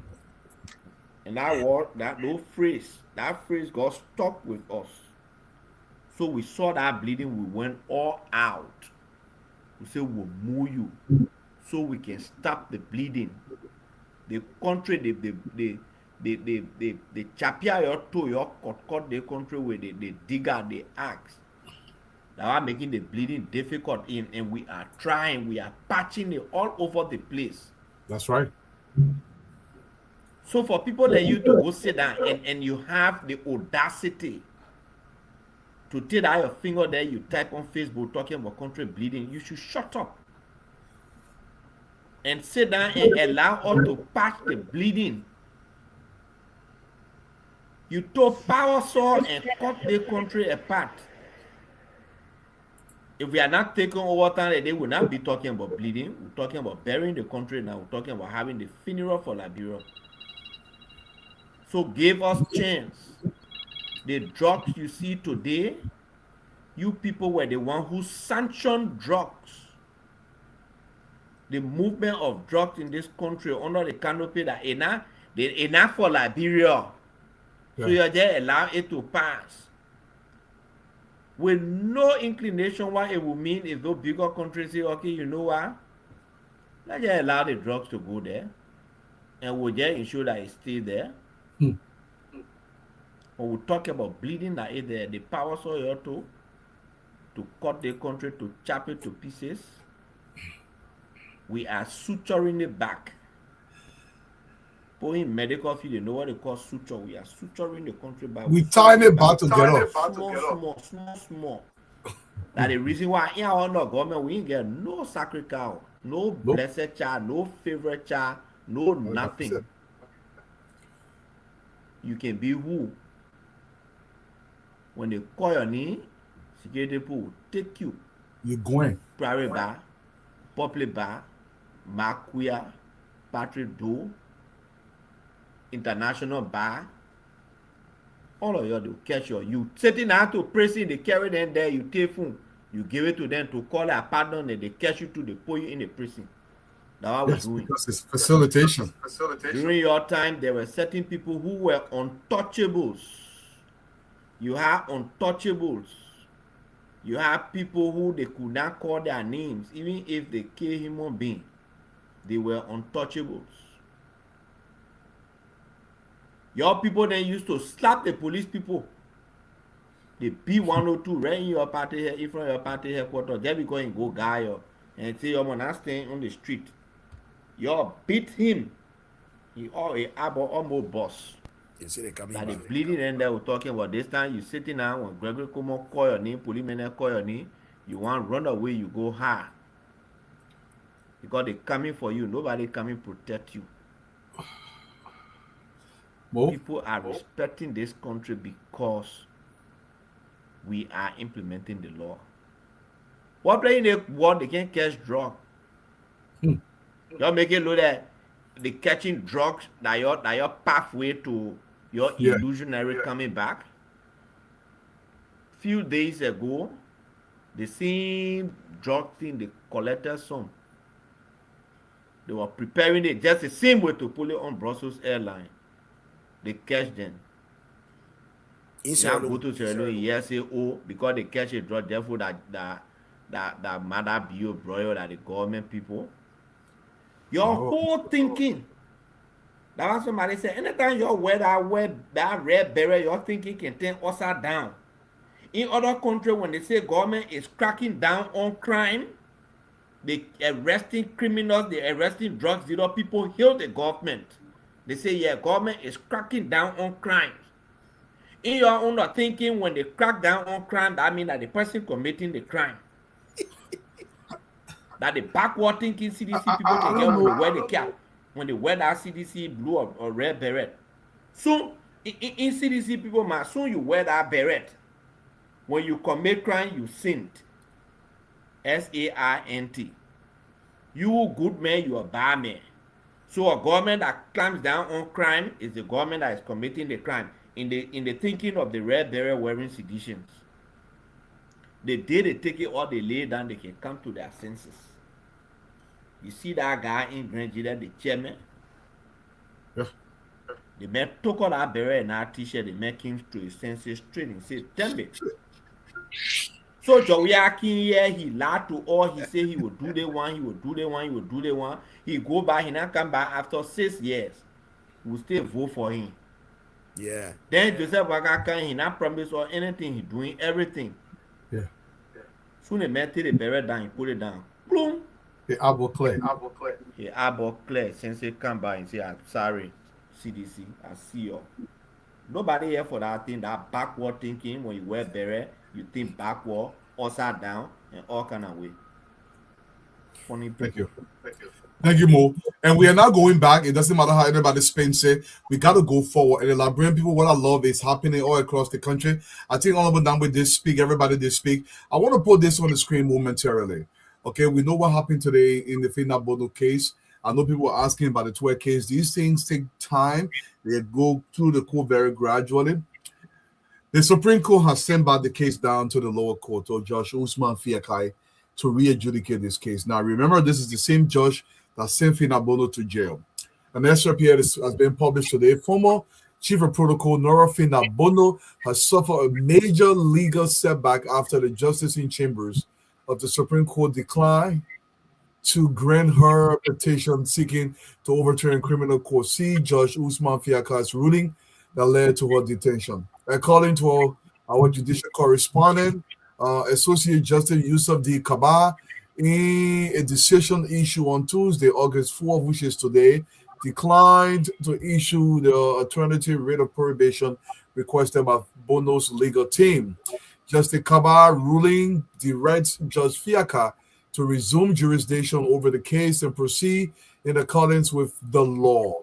The decision, according to our judicial correspondent, effectively upholds Judge Fiaka's earlier determination that Bono's criminal appearance bar was defective, resulting in her detention at the Morea Central Prison.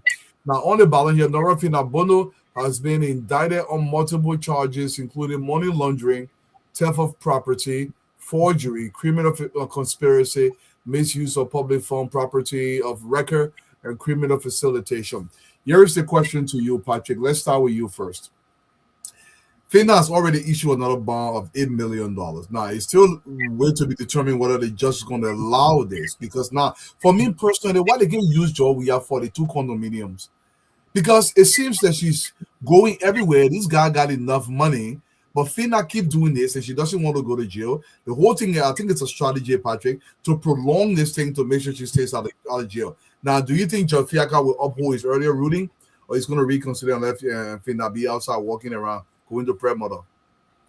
You know, the first thing I want to say is in democracies, the rule of law is cardinal. And sometimes it can become very frustrating when when you have to ask for patience to deal with some of these cases. But there is a maxim that says a person is presumed innocent until that person is proven guilty. No matter how we perceive it to be, no matter how it appears in our minds, no matter how we may know the truth, we should always remember that a person is presumed for the sake of law, even these ones that they are arresting, going to jail for drugs, a person is presumed innocent until proven guilty. That's right. Now, having said that, we may know the facts. We know the facts, right? We know the facts.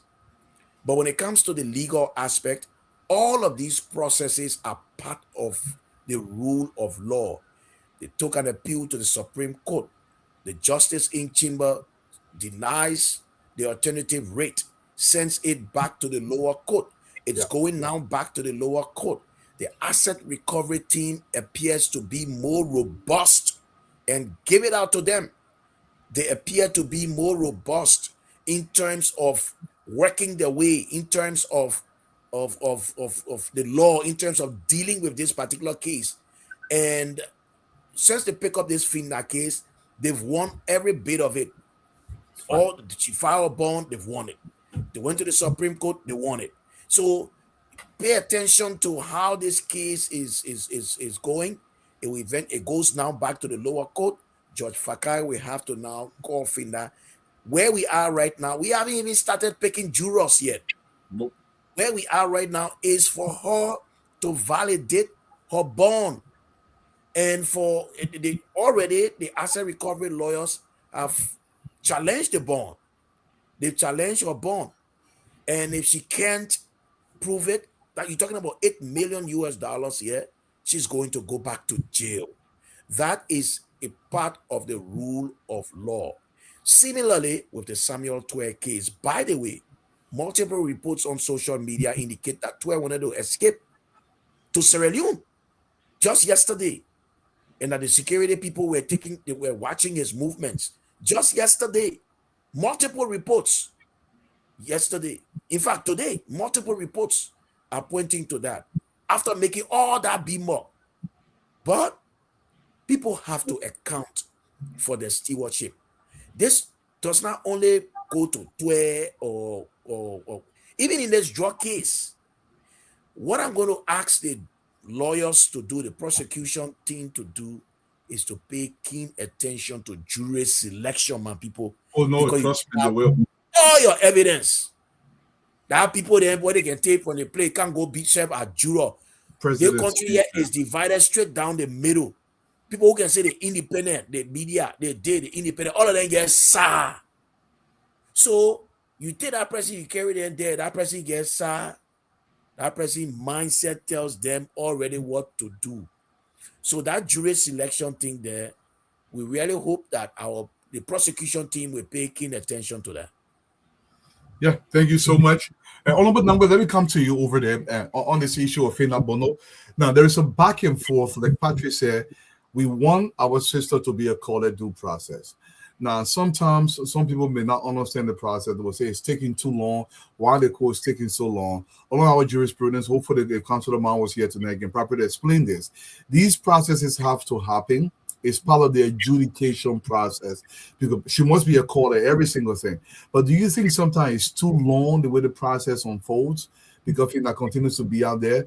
Some of the money, you remember when the vehicles were first seized by the court, the court released was seized by asset recovery. They released the vehicles back, but the court released the vehicle back. The first thing FINA did was to rack all the vehicle then. Part of the slow process in our courts. Go ahead, Mr. Damwe. So a significant characteristic of our jurisprudence has to be around no iota of doubt before there's confirmation of guilt. So there has to be no doubt about that. And yes, people do try to take, because as an accused, you have rights through the trial process. And so lawyers will take advantage of all of those rights. So what you've seen playing, these are all pre-trial actions that are being contested and, and going for clarification here. It's taking over a year, but it's a requirement, all right? But what we see now, probably all of those now is going to be exhausted. So at first they say, oh, you don't have the right to try us. Your mandate is not blah, blah, blah. You go, and that confirmation is given to the asset recovery team and say, by law, you're right. They can do what they are doing. Then you go back. Then you say this one, you go for clarification to the Supreme Court. So it's all about buying time and hopefully trying to wean off, the effort and the enthusiasm of the prosecution team. But what is being demonstrated is clear assertion that there is no wavering on the part of the prosecution. So every time this thing happens, they go to do their research and they come back stronger. And like Patrick said, they have won all of the different, challenges that have been placed in front of them. It's long, but that is the process of justice. There has to be clear and reasonable doubt has to be removed from that process. So we just have to wait and see. So they've sent the case back now to the lower courts, and so he would take control of it. And I think the next thing is to call, the investigation and whatsoever. After that, and this is what they do. If you lost, you announce, I'm going to take appeal. But the process provides for that, So until it gets to the Supreme Court, after that, now you got nowhere else to go. So we got to brace ourselves for this. It's not just going to be a short to do, because the government is on an obligation to ensure that there is free and fair trial of these processes, and whatever the outcome is, it will be evidence-based. Thank you, Mr. Dambe. Fatima, let me ask you this. In most developed countries, let's use America, for example, where we get our jurisprudence from as well, because it's almost comparable. People tend to plea out. I think in this country, it's close to 90+% that people plea out. In Liberia, the evidence is overwhelming. It shows that the asset recovery are gathered sufficient evidence. So to really, really make their case here, why do you think the likes of Fina Bono continue to extend the case without any legitimate reason of going back to the Supreme Court? What is she trying to achieve? She's trying to actually get the players that they all did this thing together to fall together. That's exactly what she's trying to do. She's playing a clever game. And I think she's right. It wasn't only her. Yeah. They sent her where BB Ghana must go. So the bank with no paper, they can just take it and put it inside, say, I carry it. Yeah. So word on the street is they took the Liberian people money, and she said last minute to time they want to go to jail. She now going to jail. She Why will she not talk. talking? She trying to buy time. She's trying to buy time. That's what she's trying to do. Buy time and really drown everybody. She said, if I'm going and I'm not going alone, we all going together. That's what she's trying to do. But pretty soon you will see. She holding the line for a little bit because some major players that she feel have abandoned her. Did you watch her father's funeral? Yep, I When did. she was talking. I can find the Yes. video. Yeah. People want her to go to jail. But you know what? The people abandon her. And so she will pay them back. Just watch and see how this thing folds out. She's just waiting to see because all of them are 80. She'll call their names in the end. Abraham, So let's watch what and is see. it? Yeah, Abraham, what is the benefit, Finda, to stay mute for this long now? This again is unsubstantiated. We are hearing reports from President Weah's camp that Finna did him dirty to some extent when it comes to money issue. So he's not going to back Finna what she's going to do because he believes Finna took some of the money that's going to come to him. Do you think based on this friction between two of them, it will chocolating or Finna will hold it for, hoping that he comes back to power and part in her? You're muted.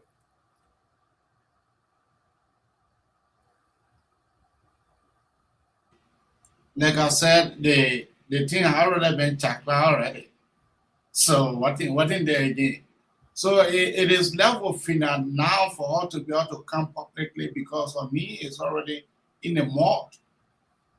So if you can remember when Fina went to her father's funeral, she make it clear that the sedition, although the party chairman was present though, but she did not see that as a significant person that's supposed to be our father's funeral. Although the former finance minister was present though, but she did not look at none of these guys for them to be able to be a reputable person that her father had passed away, that to be there. So she wanted George Manuel Weah to be there. That was what Fina was speaking out.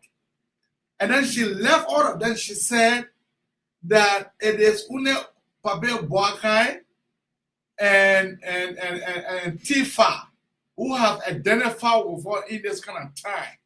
So that means logically,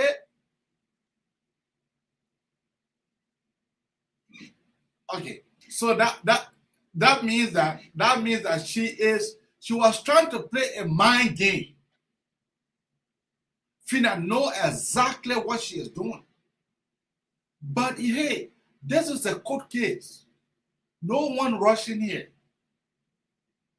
Fina thought that when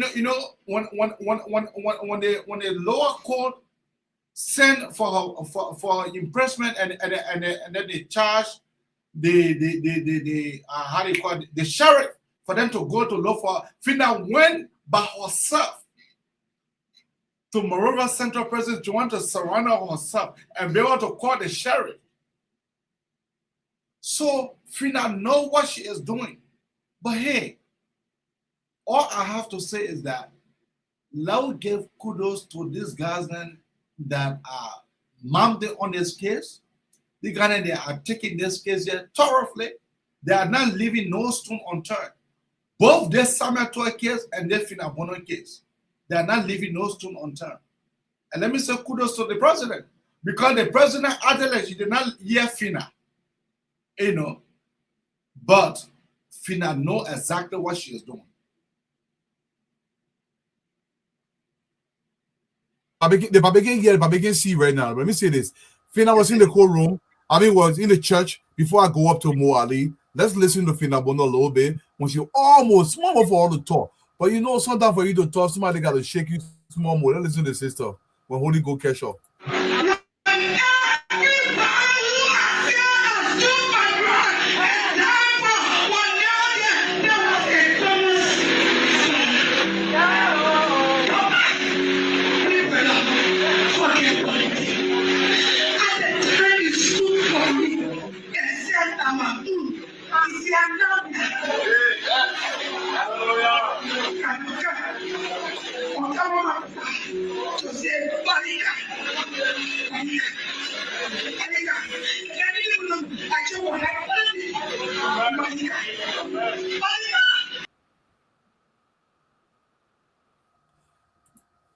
Fire.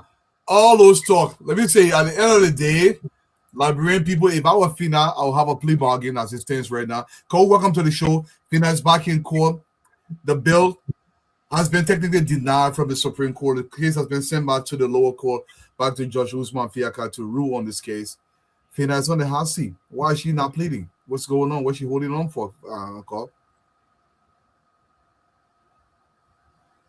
That I don't want you asking. Are you? Why is she not pleading? I don't know the answer. I don't know why people steal. I don't know why they don't defend themselves properly when they steal. I don't know. I'm not a thief.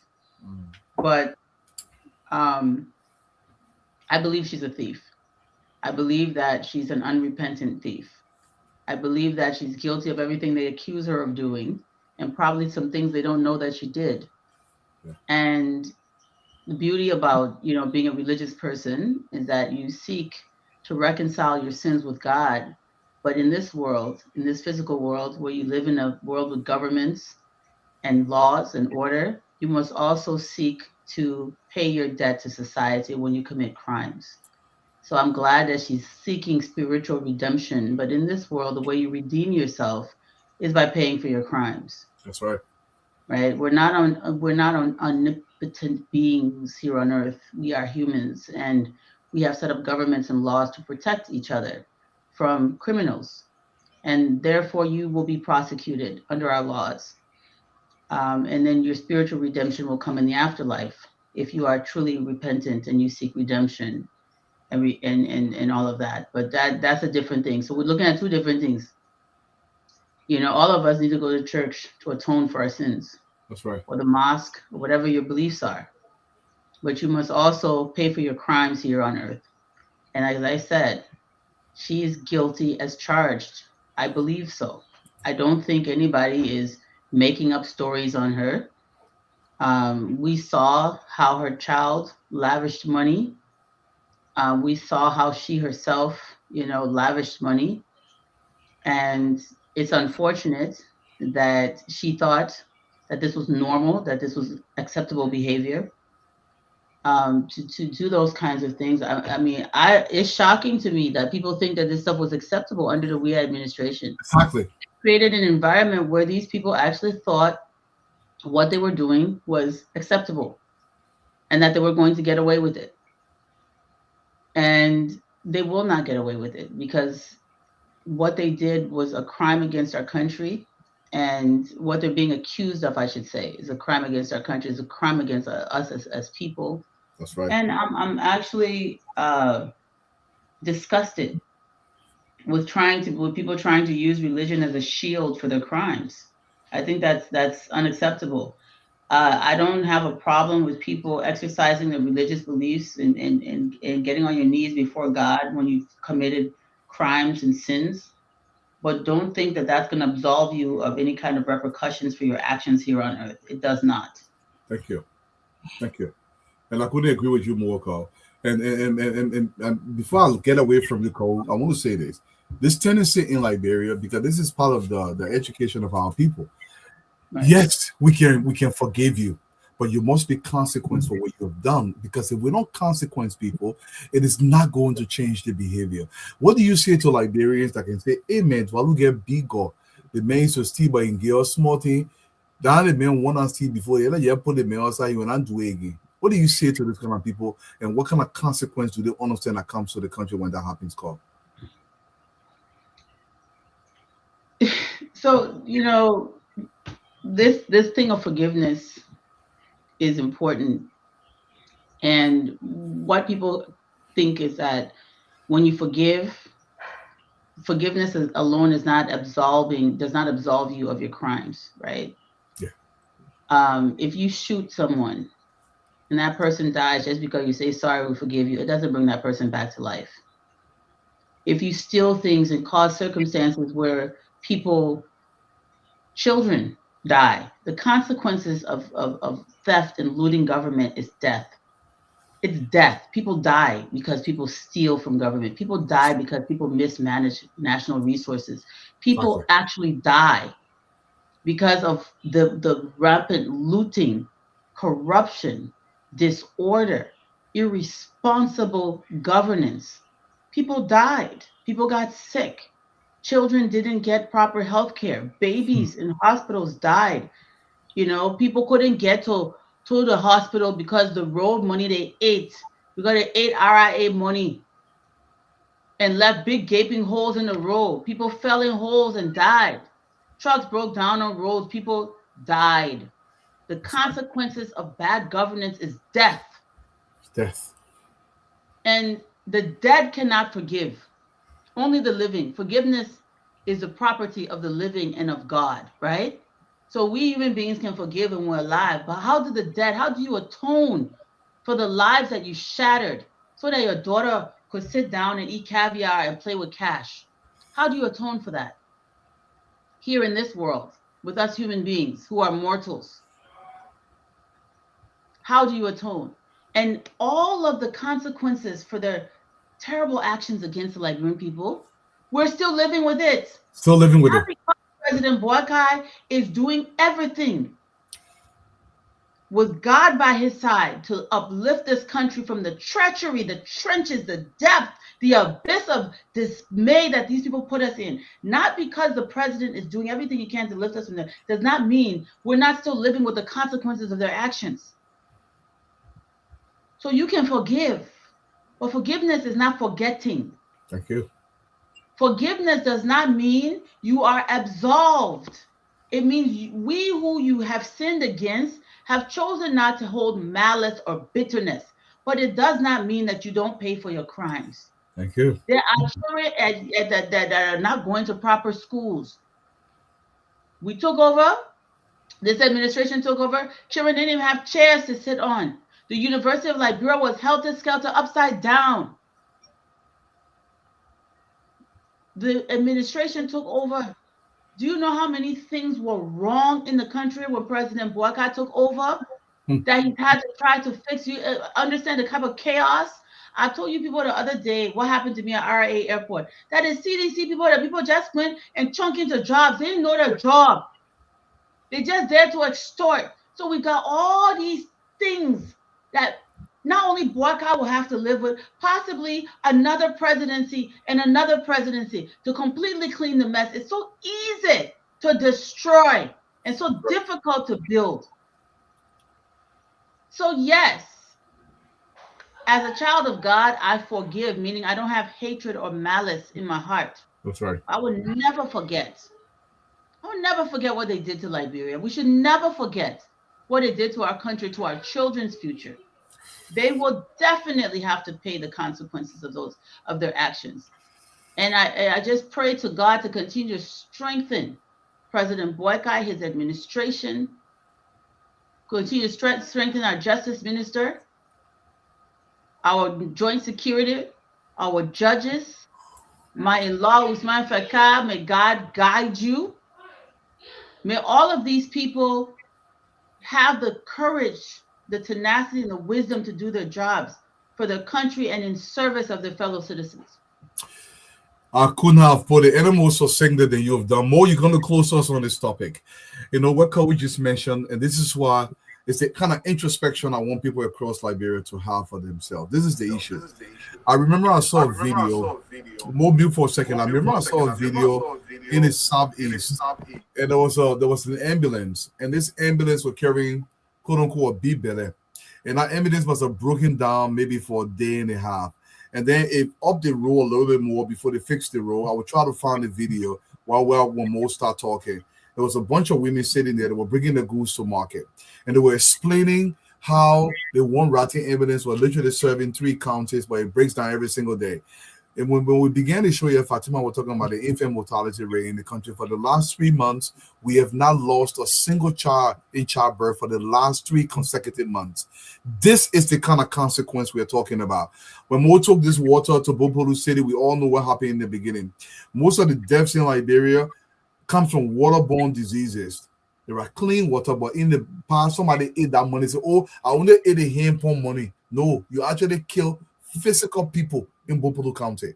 Mo, how do we say to our people we can forgive, but the consequences is not for this individual person, it's to discourage Dualu when Dualu come to government, so he can know when he steal to the put in on the jail. This is how we develop. Mo, conclude us on this topic.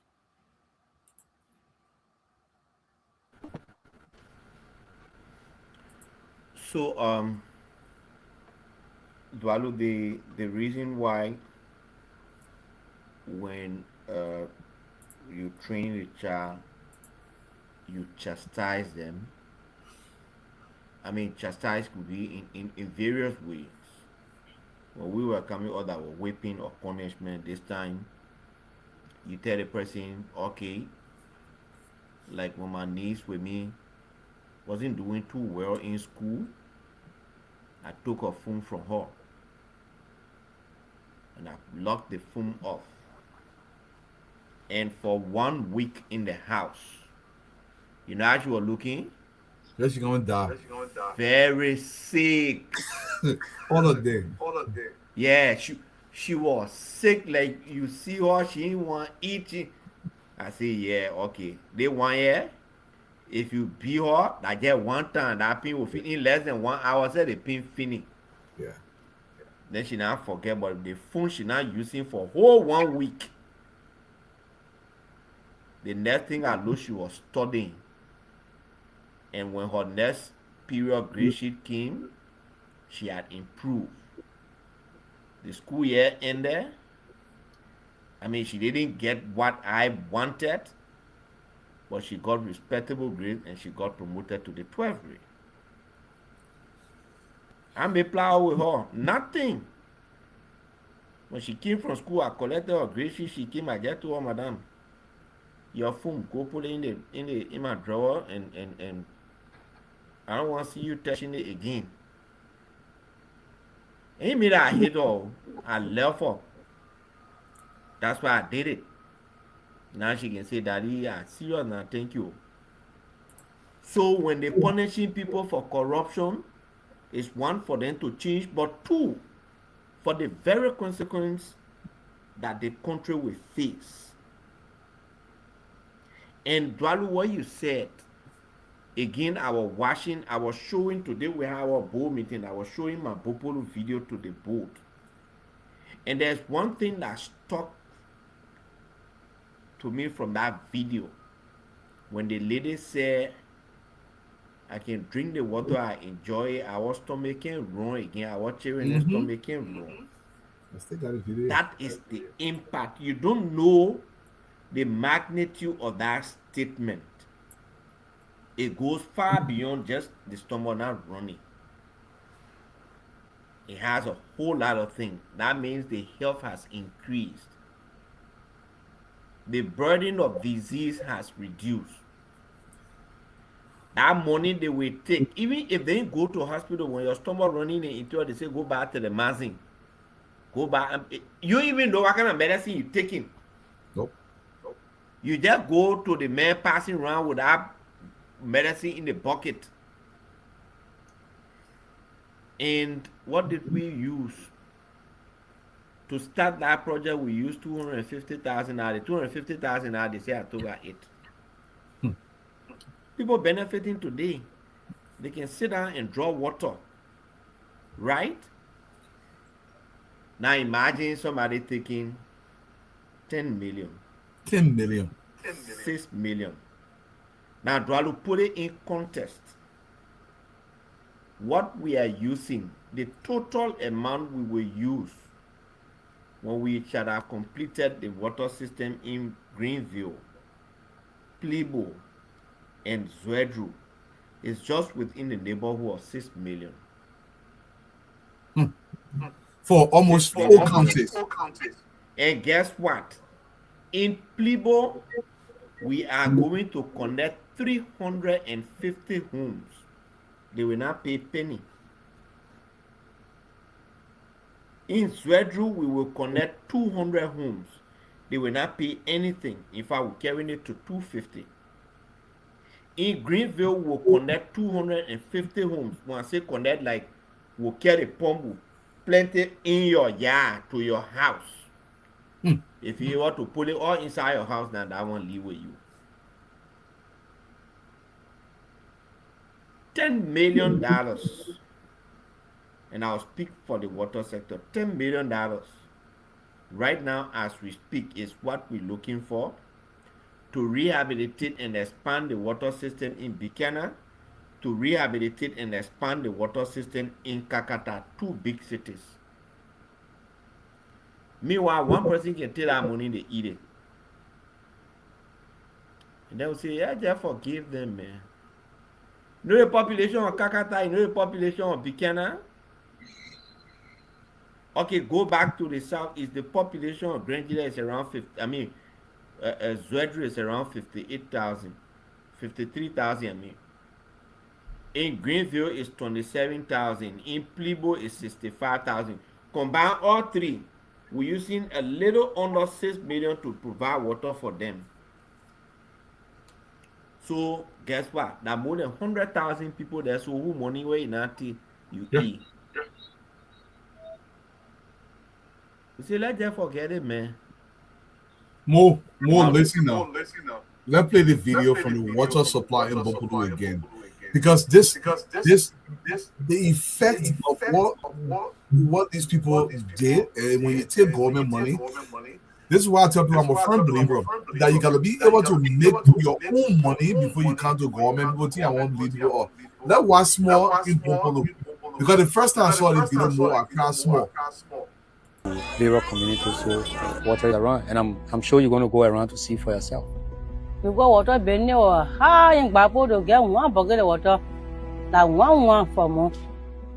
When you go a bit at it, you get 3 buckets, you wouldn't draw 2, the bonanti being but send the water bene kind in the country here.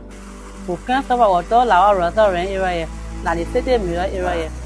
But you see, I didn't make out running, I put my farm, I go for the water. I broke away there, but then when you do the water, I'm taking the water to go one my pump. You are doing where to your current. Be helpful because my son interesting is a already. Because the whole thing, I have one where they see the whole thing in land for water beneath and that's what I decided to put a pump here. That's my own personal pump here now. Anytime I wake up, I want to draw water, I will open my pump. And the water I drink it. Actually, comment, thank you. Because the water was living for all the water they spoil here. That's my home here. All the water they spoil, they water, all the water. So now 2 days, 3 days, I do crown the small water for me.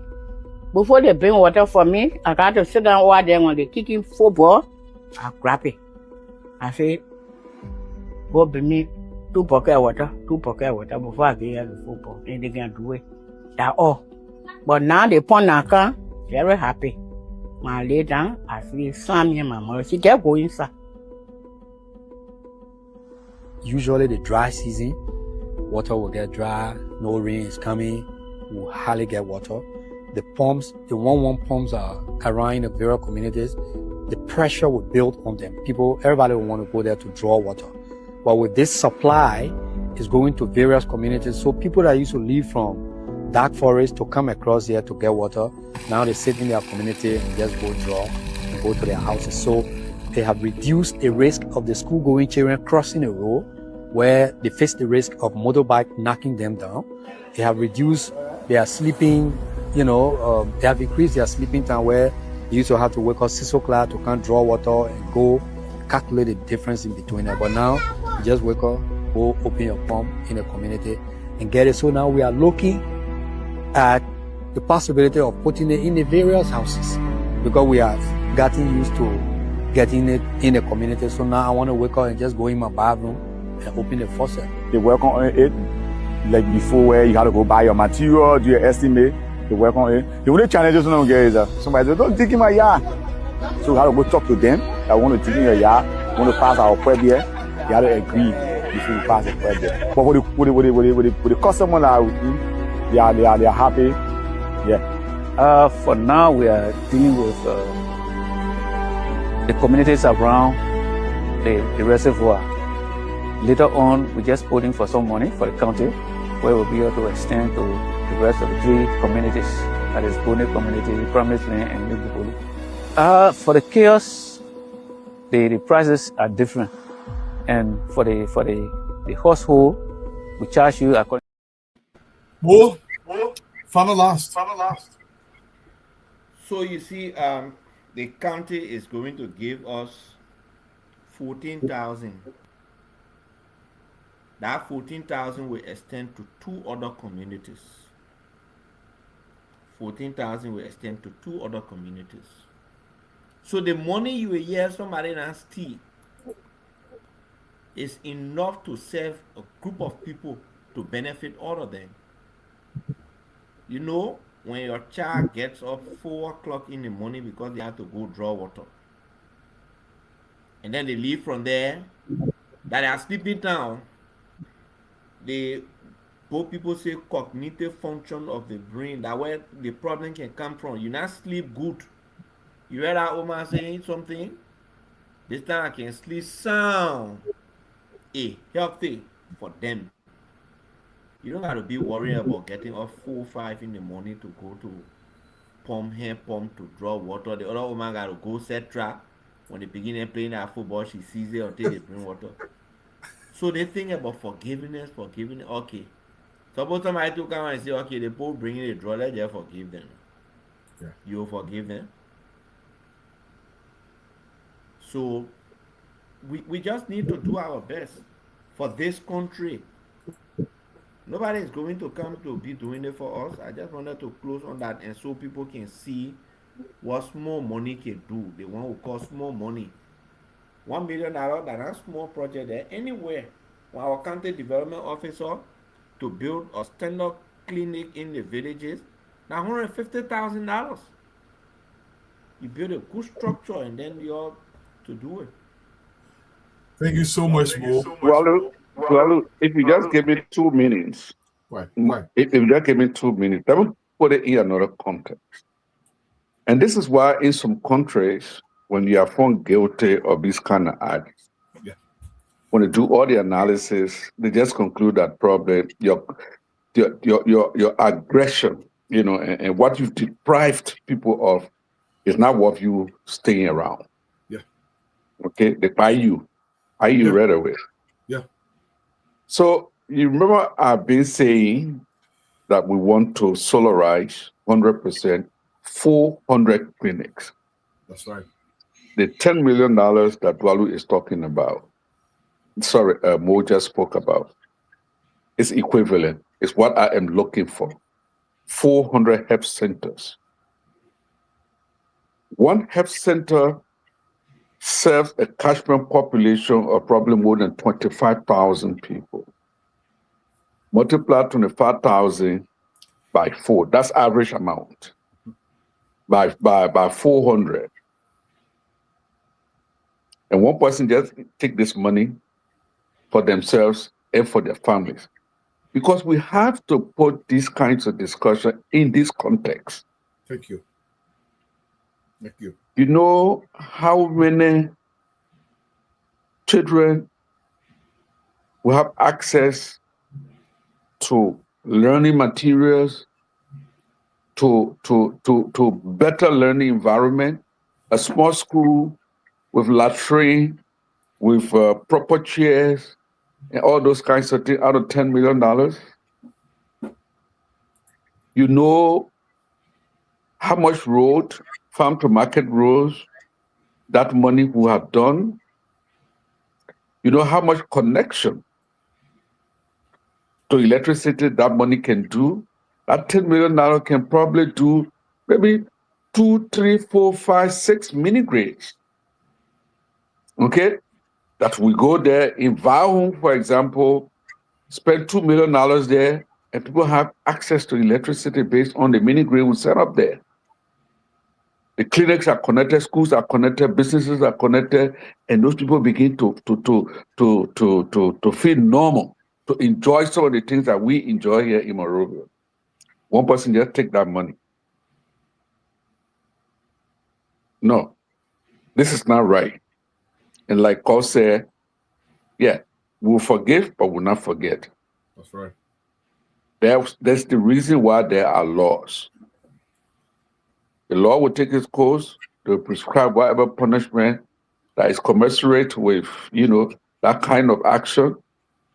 And the person, when they finish serving their time, they come by outside, they'll be reformed, because by then you understand how much deprivation you cause by your actions.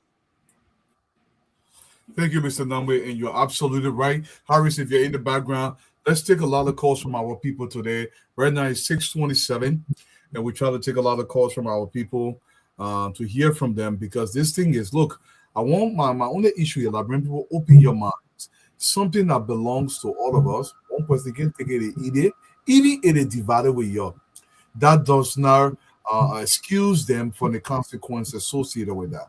If you want to get rich, I say it all the time, go make a pancana oil.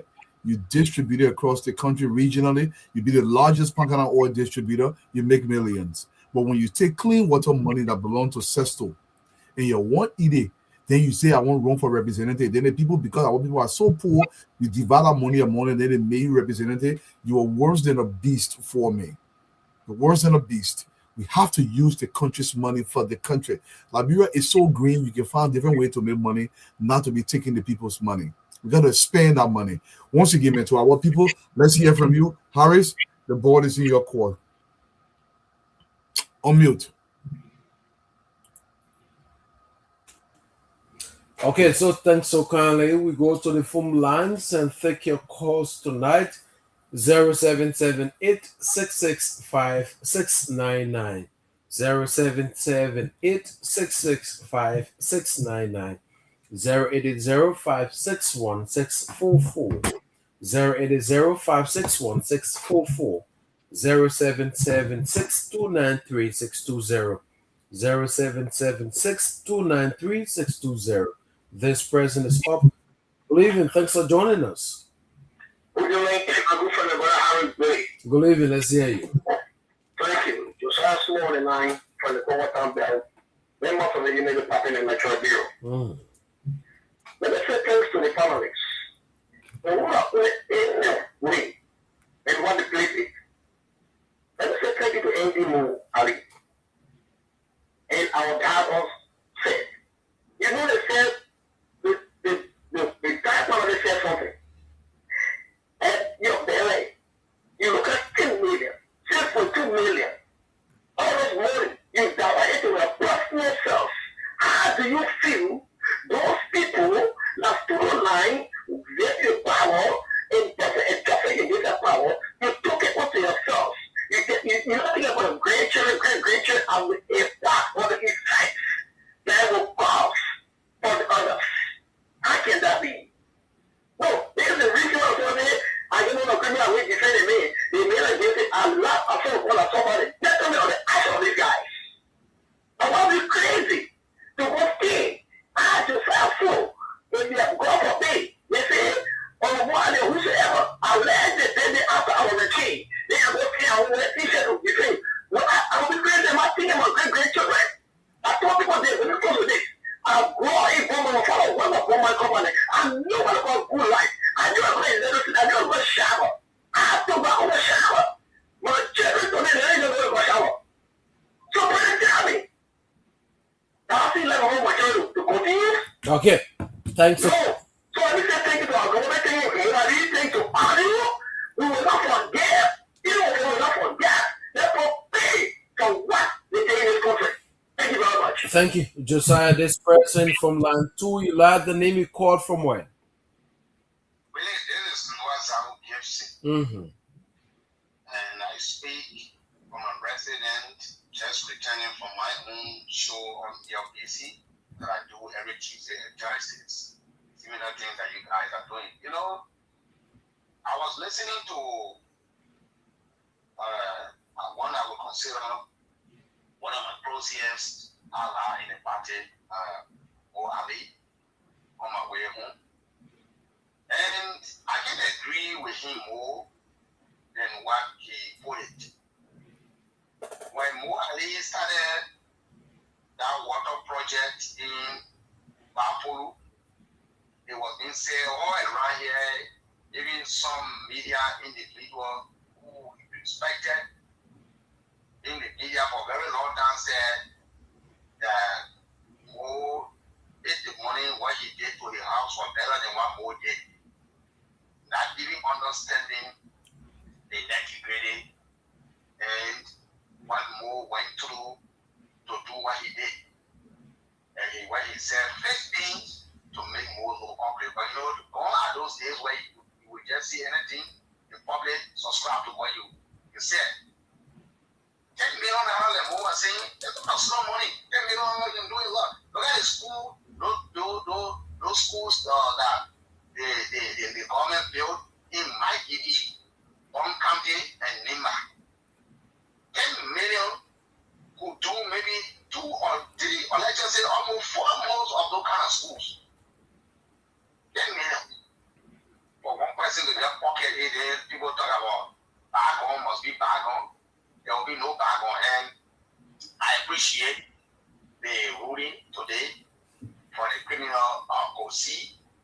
I think we want to see more people have bags. They just the asset recovery team need to just top up their game now. And not just about, jailing people for bond. We want to see prosecution now. We're going to 3 years with that. We will be 2 years, 7 months, the 22nd of this month. By this time, we must have 1 or 2 people in jail for the asset recovery team. Something must be done. Okay. One of the properties and asset must be retrieved. And I need to conclude on this note. More value in the rest of you. I don't know. You guys are hearing what we're hearing. How independently confirmed it is that the former Prime Minister was brought away and he was arrested. And one of the voters, it is trending a virus on the Facebook right now. So you need to independently verify that. Okay, thanks, Okane. We'll leave you this person on line 2. Good evening. Thanks for joining us. Yes, good evening. I'm calling from the manager. Let's hear you. Yeah, further, my feeling to the senior parliament of January and the 10th. With the issue of Finabor case, for me, why I can tell the regulator, let the government file a case, because this government panic strategy can be that when they come to power, they will fight corruption and after the government. So with the issue of Finabor case, I think in a rapid way, it is the rapid procedure the court is doing. There will be no criminal case because for the time or administration, we have been crying for corruption. If you take public funds to put it into a not pay, then for the audit process, you can figure out where you place the money. Then when you're doing that, they use for this purpose, let me think that for that back to government account. But we're crying for corruption. So let me explain the government. This government is for corruption at a higher level than any other government ever. So I'm going to employ this government highly. It's going to for the corruption, keep me from the highly. So we should employ GMP government and fix the economy. Okay, thank you. Leave you this person from line 1, 0778 665 699 080 644 0776 293620. This person could even. Thanks for joining us. Let's hear you. I'm going Mm-hmm. to your press. It's your honor. My name is Mohammed and I'm James Harry, and I speak to you from this 15 this evening. I'm being a strong member of the Public University. And I speak from the Puja Island, like I said, this is the Taradwalo or Medis Fatima and all of dollars for the Tesla and go with the Honda and the other dollar. So good evening. Let me be very honest on the platform. When we listen to our brothers and with a full and basic argument, like to say that the child was in power. When people talk about prosecution, they say no, it was a family. So we don't know why now they're trying to turn the argument to say when President Bala government trying to prosecute people that any store use of money, we all know accountability, then people want to say that people want to be embraced for it. One of them in this country, at the time they even the former defense minister, they even lose the case.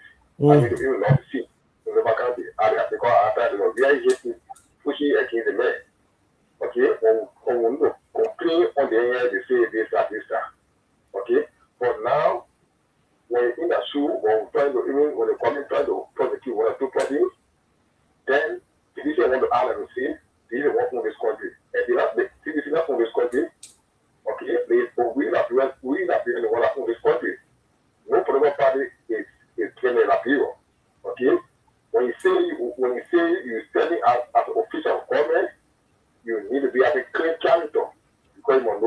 yesterday, but definitely want it tomorrow. If you clean, certain position, definitely you're not putting anything in the COVID job to NFP the COVID from there. Definitely tomorrow you'll be able to rest in peace. So let me say thanks to those who are behind the case. They should fight the case to clear there for people to be prosecuted to Ireland. Thank you very much. Okay, thank you. Levy 077-866-5699 080-561-644 077-629-3620. This president believing. Hello? Let's hear you. Thank God so much. Here's a plaque on the military party in the election. We need to make good people in the field with them cool work and where they can go to family. They take a studio to 25 on the library to help all people there. You don't have one of these here in the country. You can not tell us from there where and that is only on a very good money. The PLU, what they do. You call your friend, you call yourself journalist, your president. You sat on the women's school now, drop the school on a graduate money. You know what to tell you, can't reverse your ever back, carry back. But on a graduate, you can't take a credit after hours, 72 hours. You zero. You call your friend, you call yourself friend, you're a president. Now, my brother James have one in the Tuesday one in the one up. The journal, the blue collar said journal, they got to be careful to talk on air. What else school that took all the way like you know, the big knee is up. Big knee is up. What you got there for America? So grab a beard or you show what on a graduate come on. So the graduate come on with a first apart in the color. So the graduate come on with a protest against a car or protest. And the graduate come on to train the country. Now I'm making that. The opposition will find you draw. If you know you know, I will get draw. Come on here, keep it the information.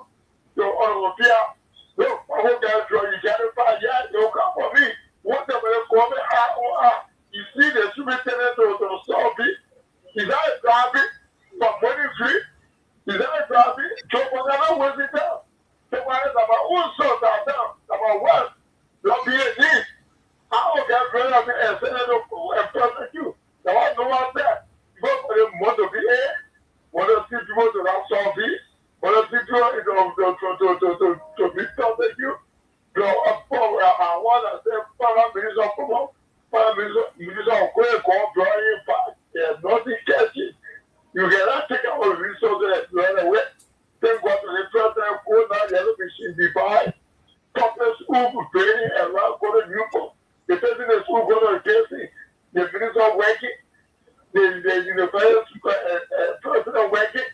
And came by the president and I have to look and soup children to say, come on, children. Why you want to do your president with my event of bread? Thank God so much for him. So the one of the okay. They want to do so for Ghana get the whole play the country.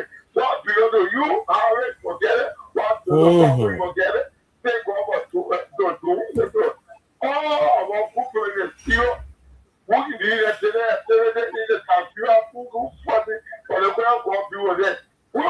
okay. Thank you, Paco. We'll leave you. Take few more calls 077-8665-699 080-561-644. This president will leave it. Thanks for joining us. Good evening, Harry. Mm-hmm. Evening to the panelists. This is Princess calling from the United Party Intellectual Bureau. Go ahead. Harry, first, after the RG statement concerning what he said about when the media. Mm-hmm. In the actual law, he never laughed. Okay, we all were here. And besides that, we followed the show in the neck. They would sit on a radio station, so he shut it up. they will sit on the radio station and say, oh, the party doing one, the party doing one. And the thing is, the PUL president of saying it to this guy. So they say, oh, this is not the necessary to be pushing. For example, you're there, young children, they see to you people, and tomorrow will come after your, what the necessary you're leading for them. We were here, we're like protecting our people in this country. Nobody come on, none of the press meet to speak against it. Because as he said, some of you be there, I page, and he be there, he said it's true. Some of them I page, you know, because when they say I want to the money, they will be insulting people, and even when the people call, hurry, they will get that people almost 10 to 15 minutes. But when we try to make our call to go through the call, they call us because our radio station, and besides that, they really probably get no radio station here, so we can just manage our way to go through. So that I was saying the truth. If you don't say that certain back up behind the job, why you can go arresting or why you can do your evidence? Just pay all your platform in the morning, the business behind the business behind. What is the business? I can't bring the business.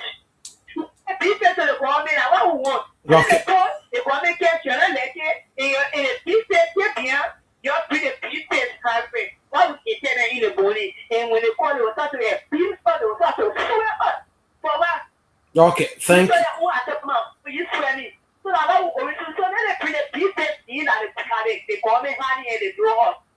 Thank you. Thank you, Princess. Two more calls, two more.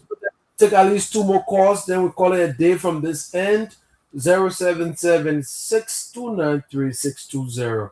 077-866-5699. 080-561-644. Are the numbers 0778-665-699. 088-0561-604. 077-6293-620. This person, good evening. Yeah, Well, we're doing great. This is a class reloaded you live. yeah, I'm Muhammad Getawa, Unity Party Secretary General District of Chapter. Yeah, my attention is drawn to the joke Julius Canova and his PUL are putting around with. So if you have a child and you cannot discipline your child offense others out there, when you now start to want to explain the person when they respond in like battle, when this issue of trust started with the $1 million trust, the life of Rodney, life of Sekou Sharif, the life of Ibrahim Gossent William, and other journalists who are members of the PUL came out forward and began to malign the character of Magdala Cooper, malign the character of the Speaker of Richard Nangweku, and other government officials. When the recent drug bust, the $300+ million trust, we saw Ronald calling the name of the late boss, Julius Finney. He said Julius was linked to it. And all of the investigations that have been going on, we've not started in Julius. We are seeing John Corey, the first time that name, Jojo is involved. In fact, Robin Smith said one of the buildings, they have an assembly of the president, running office in the building, they should be investigated. Journalists are calling, they say the hijack the surrounding of the police RG are being informed with this, so it means the man is in the know, he should recuse himself, he's part of the drug cartel. We did not hear nor see Julius Canova coming up to condemn his fellow journalists. Okay. His memoirs. He didn't say anything about it. But when the RG said that a segment of the media is being hacked, the cartel, and we know how cartel operates. The guys are well rooted. You know what it means to operate in a complex of 6 unbroken years with part of the ruling establishment from 2018 to 2023. We did understand that the guys are well rooted here. They are very, very well experienced. But what gives me the courage is that the president now we will fix this country. This country will be fixed. Not going to listen to them. We are dismantling the cartel and we are prepared for work. Thank you. Thank you. We'll have to leave you. Take our very last caller 077-866-5699. 080-561-644. And this will be our very final caller from this end. You like the name you call from where? Good evening. Let's hear you.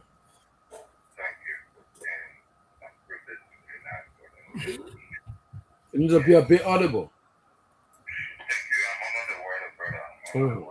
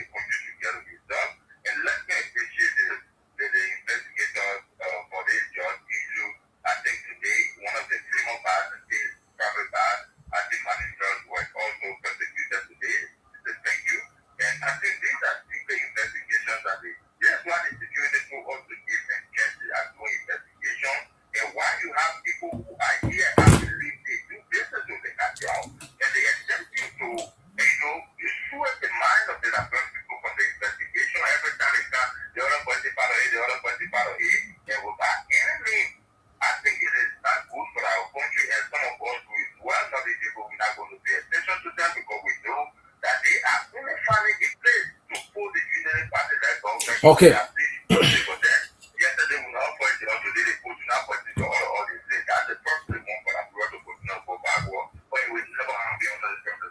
Thank you. Well, our very last caller from this end. We'll have so many calls coming in, but we'll have to leave it. We press with Tom from this end. Thank you so much, Harris. Before I even go to the phone lines tonight, Mr. Cummings is saying something. I don't know whether Mr. Cummings just want to be in the spotlight or he actually means this. This is what Mr. Cummings says. He says, if our president of Liberia would not have the drug situation now. I've always said that the quote-unquote 1% result is nonsense. I had the opportunity to challenge it, but I didn't want to. You can learn from the past, but you can't change the past. This is Mr. Cummings. He said, if you are president, no drug will be in Liberia. Let me just say something. Go ahead. Mr. Cummings was carrying cash in a car for a protest, 75,000 United States dollars cash. He couldn't prevent that from being stolen. Up to now, there's been no prosecution for who stole his stuff. You could not manage $75,000 cash. You had it in your. Who does that? They said they were using it to pay for T-shirts. T-shirts. Who prints T-shirts that doesn't have a bank account that you can't wire transfer or give a check for $75,000? You must take $75,000 cash. Talk about poor management, financial management. What is it making? You are not supposed to be paying things with almost $100,000 cash. You got it in a car. You and I, all of us know you can't even take more than $10,000 cash on a flight without being questioned because it's irresponsible. What you're supposed to do is wire the money, but when you start handling that amount of cash, it raises a red flag.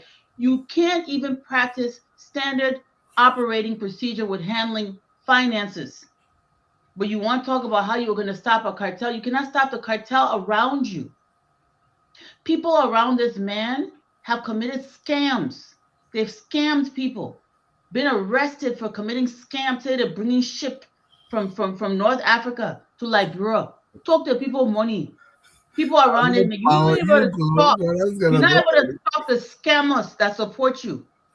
You're not able to distinguish between the scammers that supporting you and the good people that supporting you. A lot of good people support Mr. Cummings, and I think Mr. Cummings himself is essentially a good person, but he's being very, very pretentious. You don't have the ability to manage the bad apples that surround you. That drug cartel you will stop. Do you understand what this man is saying? And how is it politically sound of you to not acknowledge the tremendous gains that this administration has made towards drugs? Just because you want to be president, you want to undermine something that's good that happened in your country? Is that how politics is supposed to work? Who is advising our big brother? Who's advising him?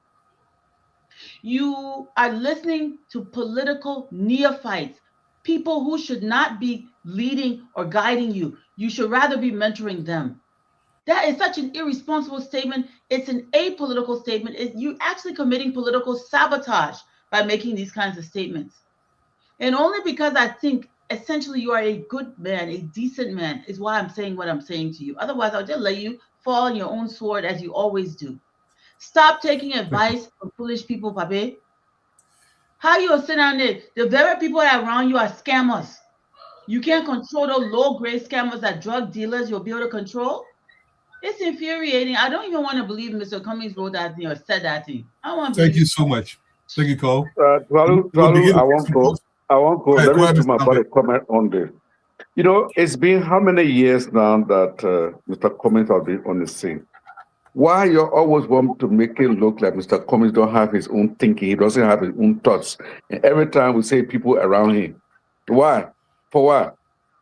Because we know the people around him, we know the jokers Yeah, around so him. they say, show me your friend, Cole. Show me your friends, and we'll tell you who you are. You think about mistake to surround himself with those people? All the good people, the same people that will do things. And the first time I came across him was the 2017 election. Who are running all his things? That yellow woman? That yellow woman running it? Lawyer Gundad, man. The man himself, he know this man in 2017, he couldn't make a decision between Joe Barker and George Weah. He couldn't. This last election, he look, the man, he deserves his 1%.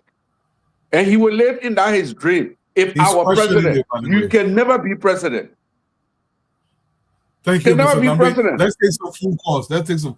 You want to say something? I get about 10 seconds quickly, Abraham, before we take some phone calls. Remember, you got to unmute by. Like, I think I had a job. Don't even give me double job.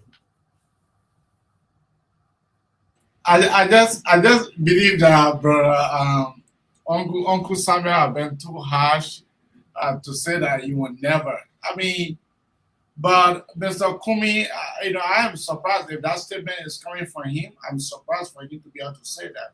The Ende will say a man who could not be able to manage 75,000 and a man that will can't manage 300,000 drugs cases. Let's take some calls here. Mr. Duna, you're calling into the show. Let's hear from you now. The course is clear. Let's take a few calls from the international callers. My apology. We just had to put out Mr. Comey. Yeah, he did say that. Veritas News is carrying it right now on the closing argument. Let's take some call. Mr. Dunar, you were calling into the show. Let me take this, Alfred Dunar. You're live, sir. You're live.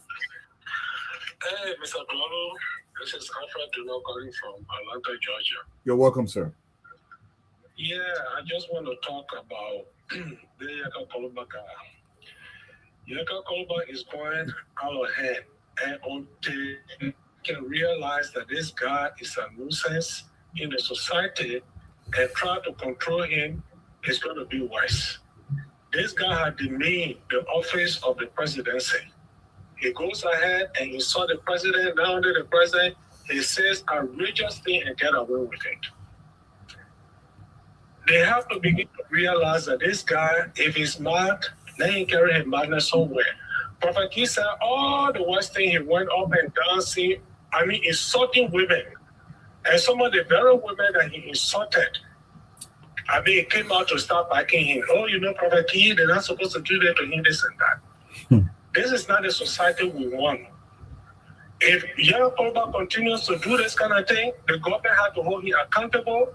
If he insults the office of the presidency, let him go to court.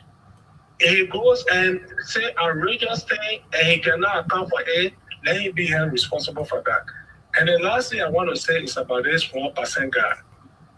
This is the guy who have been campaigning and he have people, you know, who say all those things, but they are only there to get what they want from him. Yeah. You know, so let us begin to focus on what we are doing and forget about these people because they don't mean anything. And yet about that issue, they have to take it very seriously. Because you think he will say this and get away with it. Thank you, sir. Thank you very much, Mr. Blalu. Thank you. Thank you. Caller, you're live. I didn't know where you're calling from. Hey, Cynthia, I know that the rumor we hear, no credible source has published the issue with Samuel Tue, whether he's trying to escape from the country. I'm not 100% sure. If we are getting no more calls here tonight, the other caller dropped. If we're getting no more calls, we'll go back in studio. I'm going to give you guys a couple of seconds. In the meantime, while we're waiting for the call, let us enjoy our little music. How are you coming back over? You don't put this on together with you.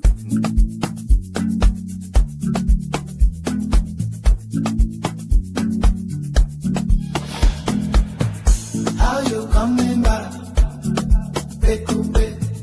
How you coming back? How you coming back? Where's the roads are concrete? When the drug dealers know they taste their defeat. When our children have hope, not trapped by dope. When tomorrow is bright and they know they can cope. How you coming back? How you coming back? We're not stopping we are from coming back. You country that everybody country. But the question comes is we are is how you coming back? How you coming back? When Are you coming back? That's the question, Mr. Jackson. You're live. Your name and your location. Color your live. Your name and location. Okay, I'll enjoy my music. How you coming by? Come on now. Let's do this thing quickly. It's 7 o'clock. That's when we shut this thing down. But if I get another call, let me take this from Mr. Jackson. You're live, sir. Yes, good evening to the panelists, to Cisco and Brother Ali, and all others, you know. Donald, the reason why I call the show a lot, because I have followed events in Liberia since the 1989 uprising. I mean, I can tell you how much I followed Liberia event. One thing that caught my attention, one morning I was going to work. It was just when I think Lloyd was on the Bushwa Island side, and I think Taylor Fashion was on Central Monrovia side.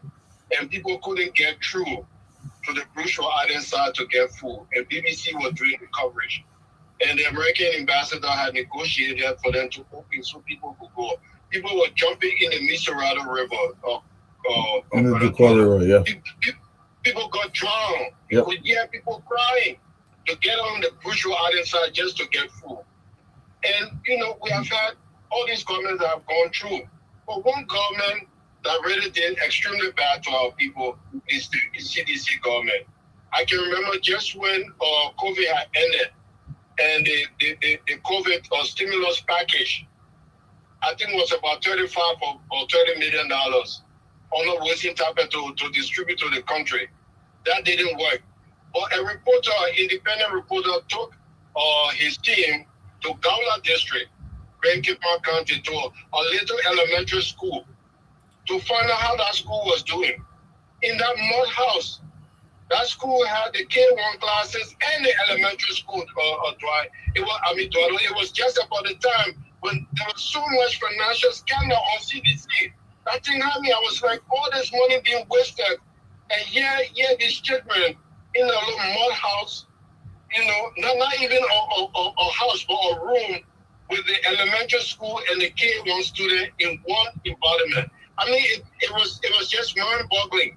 So I just want to say, I mean, all the finances being talked about, the corruption that went on, like the $10 million that we're talking about today, we can't let this thing slide. Nope. That government has to give account. They have to give account. Either property should be confiscated or the money should be given back to the government. This government mean well. If the government can get some of that money back and implement some of the programs they're doing, the country will open up.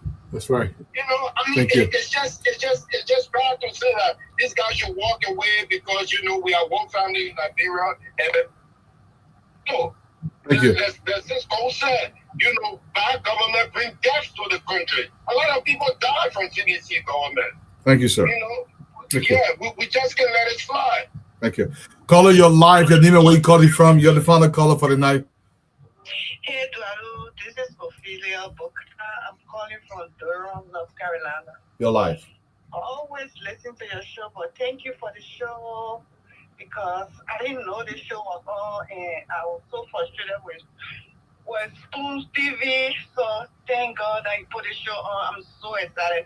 But one thing I wanted to ask for Adida, when will you be taking water to Brewville? Thank you. Brewville, people need water. Bo Ali, you got mail. And the other person been calling for a minute. Caller, you're live. Hello? Hello? Yeah, you're the final caller. You're live. Please don't listen to your device in the back, okay? Okay. Yeah. Hello? Yeah, listen to your headset. Yeah, Eduardo, how you doing? This is Tue. I'm calling from New Jersey, Canada. Okay, you're live. Yeah, I just want to tell you guys, thank you. You shouldn't give up. You keep on coming. Thank you. We love what you're doing. And you don't do that, the other people will laugh at us. Please. Thank you. Shouldn't give up more. Thank you. Thank you for everything. We appreciate you. Whatever you're doing, we're not going to be. One of the things I'm not going to do, our government promoter, I did once in a while, we can find to raise a little bit for them to highly for some to the headquarters sometime. We're going to raise that form for them to go there and have a little bit fun there. Okay. Yeah, a lot of people been saying that. Thank you. I appreciate that. Yeah, we'll have to consider that. Thank you so much. Yeah. Okay. All right. Thank you. Thank you. And that's the final call for the night. And we're going to come back in studio more. I know it's late on your end. Your parting statement, sir. Okay. Oh, what a great show. I see I get new background. I see it. Good. A background I want to be doing the same thing they make him do. They just put different can do things it. in my background. I don't know how to do it. They Ibrahim got You can do it. he got to teach. Call Abraham and give you a tutorial. Yeah, I'll call him. Anyway, first let me say thanks to the callers and everyone. We are here and we'll keep fighting. I wanted to address something so quickly. And I know I listened to a call said, the way this thing is going, you can't defend people. But there are certain people that I will just defend and I'll put my neck on the chopping block for. And I'm sure many of us will do. I heard a video clip from Stanton insinuating that the foreign minister is linked to drugs because there can be diplomatic passo king, and they say they will not touch it until it reach to the foreign minister and blah blah blah blah blah. In fact, the foreign minister no Paul king and all kind of things. I think that's limitation, because in the first place,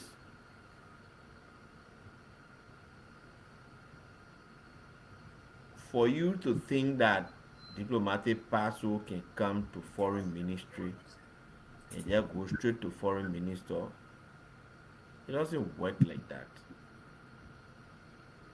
People bring their passos, their diplomatic things, their belongings through the foreign ministry, embassies, all the embassies that are here, when they come in the name of the foreign ministry because they have part of their amenity is their immunity to pay import duties and everything. They are free, they are tax exempt and all these kind of things. That's part of their amenities. And so it comes under the name of the foreign ministry. The LRA clears, the chief of protocol receives and send them to the respective diplomatic missions. So when something comes for a foreign diplomat, I mean for a diplomatic mission in Morovia, they're supposed to take it. Bags, for example, came maybe for any of the embassies around here. So they now sort of take it and open it and say, y'all can hold the basket came for the embassy or y'all can see drug down inside. Who gave you that right? Who told you that's how things work? Oh, the foreign minister knows this person. So what? You know how many people have known and they've. So when you know somebody, that means that you know everything about the person. You know how many times.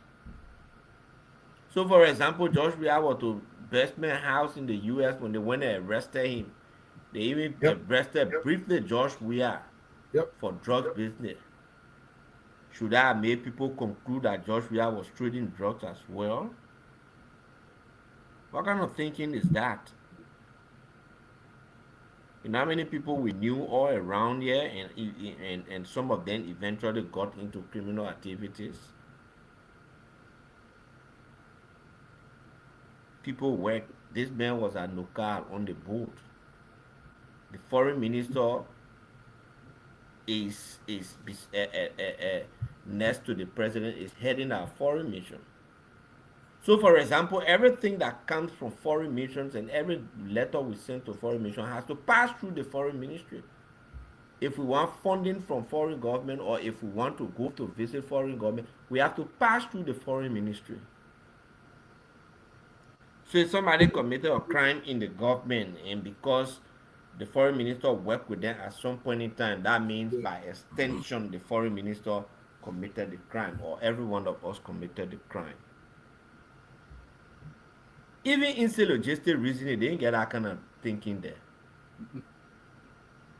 Even in the extreme form of unreasonable thinking, they don't. They don't have that kind of thinking. And for us to sit down and just allow people to make it to look like,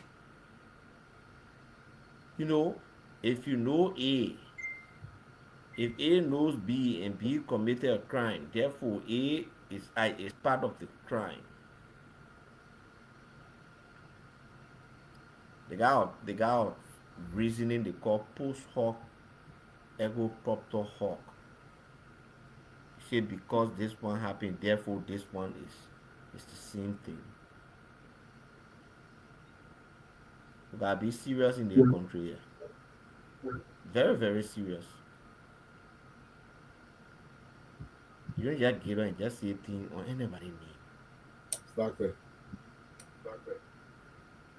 You know, we gotta be serious. It's not just I think because we aligned to anytime it. you just say anything. Anything you feel that you just say it. This is a very decent woman. Or clergy for that matter. I'm not saying clergy don't commit wrong, they don't do bad. Yeah. But person with an international reputation, somebody who has rubbed and is rubbing shoulder with war leaders, leading Liberia's fight on the international scene. So with all those international acclamation and everything, somebody would just want to leave and go spot her name for a drugs business. Does she even look like somebody who wants to impress people out there?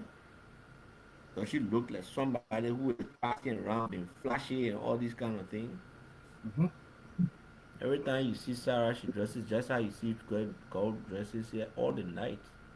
Tie her head in her very decent, nice African something, and you can just pour everybody new all the time. Life doesn't work like that. We understand everybody has interest in the country, but that's not how you face country. The thing is, over I time, just we wanted get it completed because to nobody's close out listening again to by telling Mr. Nathaniel McGill, start praying tonight because you led the bleeding of this country. That power so you used to chat this country will chakla that power so it will suture this country by your good night. Thank you. Thank you so much. And my brother, yes, there is water in Bona Farm. I know this 100% because it's in my yard. Let's go ahead and my brother Abraham, your parting statement for the night. Brother, this show tonight was a great show. And let me tell our viewers and our followers, thank you for all of your comments. But my attention has been drawn to the Senator Samuel Uga. I don't know what the senator really wants. I don't know. He tried to do a comparative analysis between he and the vice president on what he really needs.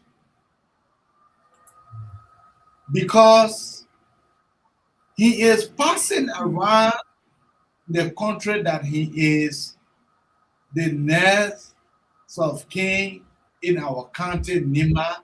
So the Nimbalian must be able to respect him. Anything he go because he was the one who succeeded Prince Johnson. That kind of statement, Honorable Senator, I don't know where that kind of statement is coming from. I don't know.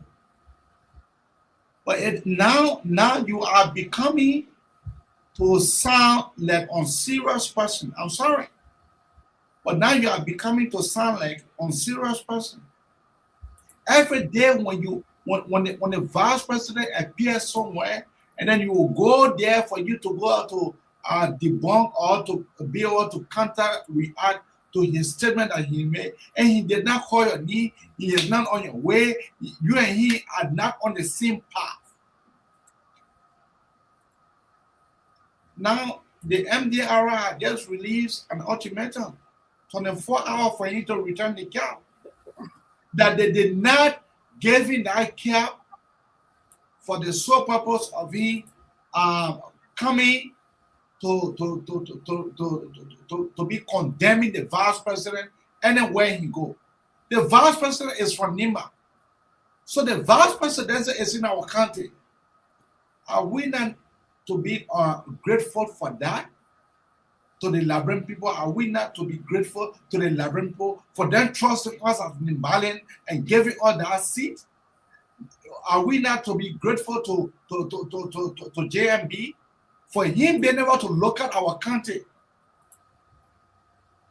You know how many times president has come and gone that they have not been able to look at our country for us to be able to produce a vice presidential candidate or a vice president. This is just sad. And I'm appealing to Samuel Koga for him to tune down his volume. Tune down your volume, Samuel. This thing here, it is not competition between you and the vice president. The vice president is not on your way. The vice president is not in your lane. Why are you always coming at this vice president is to say that you and him on competition? You're the vice president, you're not much. Yes, by age you are older than him, but we are not discussing age. We are not discussing age at this point. We are discussing the positions. Some respect need to be given to him because he held the vice presidential position of our country. Anyway. Thank you so much. I don't know where all the plenty of people coming from. Over 4,000 people now. You're watching the closing. But you're welcome anyway. All you guys welcome. A lot of strange people here. Welcome. Call your parting statement for the night. Yeah, so to get away from politics a bit, could you check your inbox? Let's talk about history. Excuse me. Let's talk about history. I've already uploaded. You sent me one, two, 3 pictures.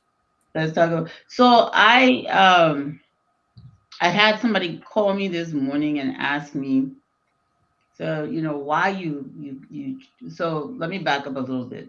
On the day of the oration on Monday of the 27th of July, we had all of the presidential portraits from Joseph Jenkins Roberts to Joseph Yama Boakai surrounding the building, the auditorium that the presentation or the program was held. So I call it from Joseph to Joseph, from Joseph Jenkins Roberts to Joseph Yama Boakai. And many of the portraits, people were like, I've never seen these portraits of the presidents before. Where are all coming from with these portraits of the president? And basically, the way we get to know what our presidents actually look like is how did they portray themselves when they were alive?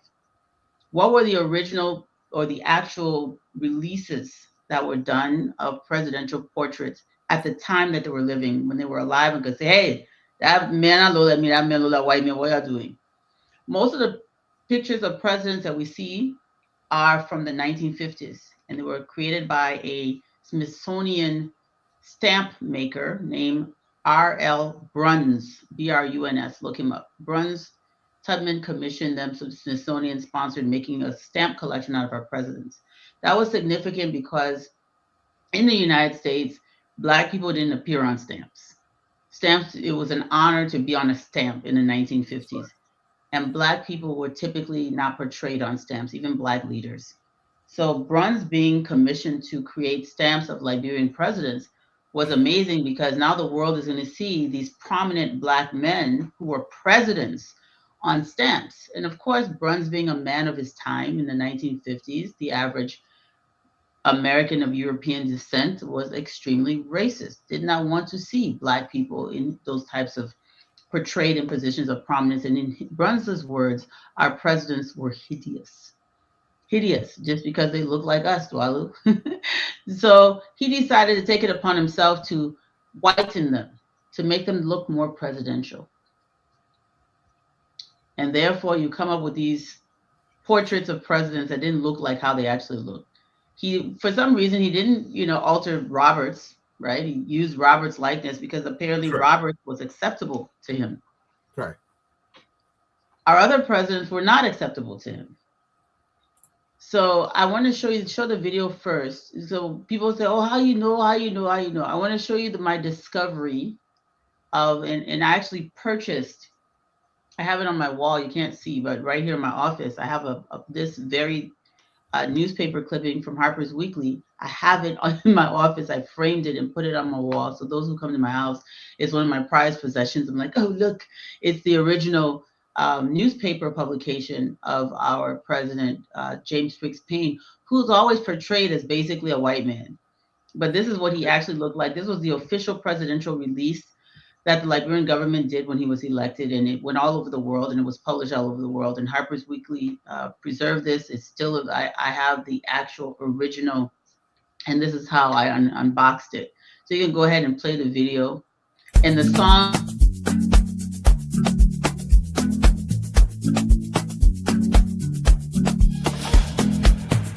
How you coming back? How you coming back? How you coming back? Where's the roads are complete? When the drug dealers know they taste their defeat. When our children have hope, not trapped by dope. When tomorrow is bright and they know they can cope. How you coming back?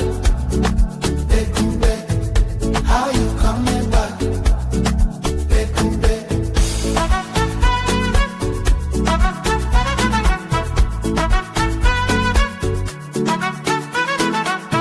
How you coming back when the nation can heal? When our people find work and prosperity is real, where the farmer can harvest and the markets can meet. When opportunity reaches every village and street. How you coming back? When we drive through the southeast, to market roads, connecting west to east. Yellow machines rolling, opening the way, bringing hope to the people every single day.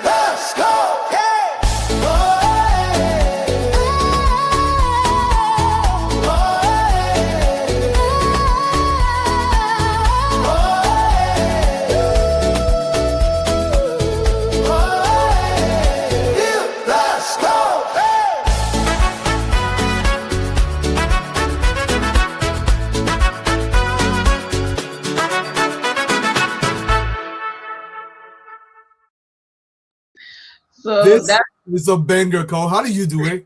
Tell your people that Cole me that song. so of course it's an AI app that does the song, but I'm actually a songwriter. I used to write songs when I was young. I always like to say about past life of a songwriter.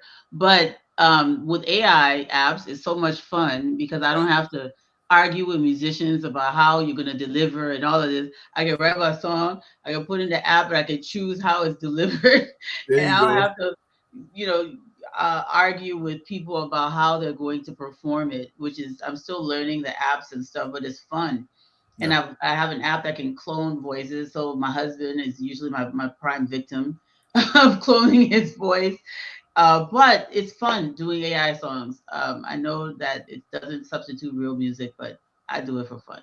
Anyway, this is James Briggs Payne. This is actual presidential. I'm not sorry, not his presidential portrait. This is an actual portrait of James Briggs Payne that was taken by Augustus Washington.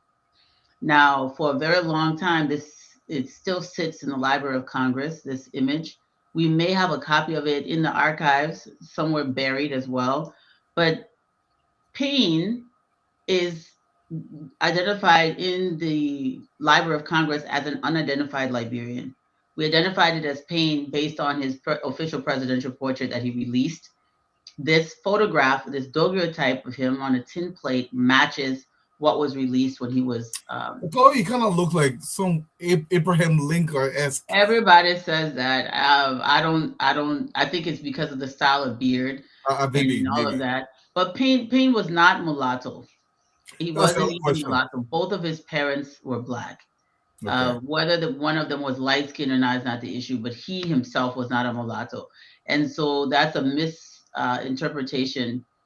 But he does look mulatto complected, though. If you look at him, actually, I don't. He wasn't. He wasn't. He was. So when you do the genealogy of the presidents, what makes somebody mulatto is having one white parent and one black parent. His two parents were black. Being lighter skinned does not make you a mulatto. True. Okay. So he does not have a white parent.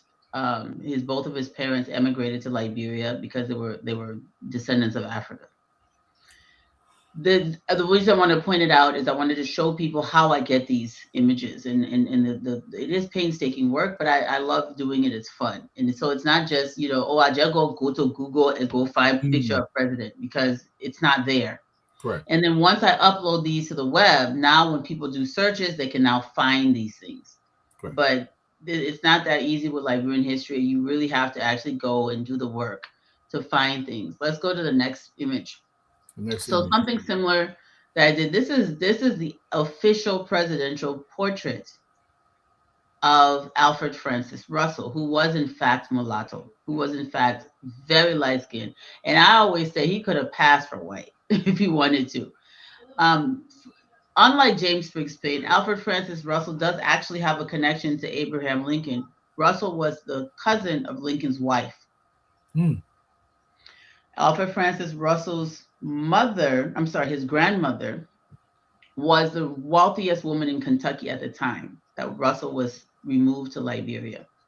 When his father, who was the son, the only child of the wealthiest woman in Kentucky, who owned Russell and his mother and his family members, she owned them. When her son died, Alfred becomes the heir to all of her wealth. So her solution was to send Alfred and his entire family that she owned back to Liberia.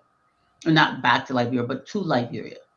And so they sent Alfred and his mother and his family members, his aunts and stuff, with a little bit of resources to get their life started. Alfred was a child; he was a teenager at the time. He gets to Liberia, everybody dies except Alfred. No way. His entire family died, probably of malaria and tuberculosis, and he becomes the sole survivor. So Alfred Francis Russell, who I always jokingly say was our whitest president, even though he wasn't white, right? He was. Liberia defines blackness the same way America does. That if you have any African ancestry, you're a black person. We don't define blackness the way Ghana or South Africa does. We define blackness by American standards. So Alfred Francis Russell was in fact a black man, or what we, in the terminology of the time, a Negro. Alfred Francis Russell loses his entire family. He becomes extremely, I will use the word, angry towards European imperialism and white supremacy. So he was one of the most militant anti-European presidents that we've ever had. As white as he looked, he was militantly pro-African. And yeah, so that's the story of Alfred Francis Russell. And this is his official photograph. But he was also photographed by Augustus Washington when he was young. And that I didn't use this portrait. I used the photo from the daguerreotype from Augustus Washington in the display of presidential portraits, not this one. Let's go to the next. And this is my favorite. I've decided that this is my favorite president. He wrote the Liberian national anthem and composed the music. He was a shipbuilder. He was a genius. He was described by his contemporaries as a full-blooded Negro, meaning that he did not have any mixed heritage. And he's buried on is it Mecklen or Center Street? Can't remember the exact location, but he's buried in Monrovia in what they consider to be one-man graveyard. You know who the president is, Dwalu? Yes, we discussed him here. And hold on one second. We need to bring trivia back. But I know who he is. What letter does it even start with? Help me. It's our third brother, D. Let me say D. And it's a biblical first name. Daniel Bishil Warner. Warner. Yeah. So this is President Warner's official portrait. And when you look on his Wikipedia page, they got some kind of funny looking man there, but that would, that's the distortion, right? So you go back to the source. Yeah. And the images, they say a picture is worth 1,000 words. Images tell such a powerful story. And if they can distort the physical likeness, what these people look like, if they can distort that, imagine what else they distort throughout history. Absolutely. If they can distort what you look like, they can misrepresent so many things. So I like sharing this stuff. One of the things I want to say to Liberian people is that many things have been done to Liberia over the course of history. And the majority of Liberia's history has been a struggle to maintain sovereignty. And during that struggle, there have always been people within the country, within the republic or adjacent to the republic, who have fought against Liberia on behalf of white imperialism, and on behalf of European imperialism and colonialism. It happened all throughout. You had people raising the British Jack, the British flag on Liberian soil, trying to get Liberia to be colonized by England. People that looked like you and myself, Dwalu, thought that it would be good for Liberia to be colonized. You had a lot of saboteurs, but in the midst of that, you also had people who were fighting on behalf of Liberia, on behalf of African sovereignty. That spirit of being used against the Republic is not something that is new. It didn't begin in the 1970s. It has been happening since the country became independent. And there are people that call themselves progressives that were not necessarily progressive. who infiltrated legitimate movements and helped to derail our country. Those people follow a long legacy of people working in the interest of imperialism against Liberia. They are not heroes. And we should not pretend that what they did was for the greater good. They sabotaged a movement, and I always have to say this. There's this debate going on social media, and I must say this for my conscience to be clear and my spirit to be at rest. People died, and the result of the actions did not yield good fruit. If you went to better schools in the 1960s and 70s than people went to in the 80s and 90s, your cause was not on the right side of history. If you had better hospitals in the 1960s and 70s than people had in the 1980s and 90s, your cause was not on the right side of history. That's right. If you speak better English than the generations that came after you because of your actions, your cause was not on the right side of history. Do not justify the unjustifiable. It was a mistake. Even if it wasn't intentional, your actions caused calamity and brought death and destruction, and partly, not fully, not completely, you're not solely responsible, but your actions have brought forth destruction. Because of that, you ought to be remorseful and stop trying to justify what was done. My father was slaughtered like an animal. And many people's fathers were slaughtered like animals, and people's children and mothers and grandmothers. People died in that country as a result, whether it be misguided, whether it be miscalculated. The result, whatever the intentions, the result was calamity. So you cannot justify the result because your intentions were just or you thought your intentions were good.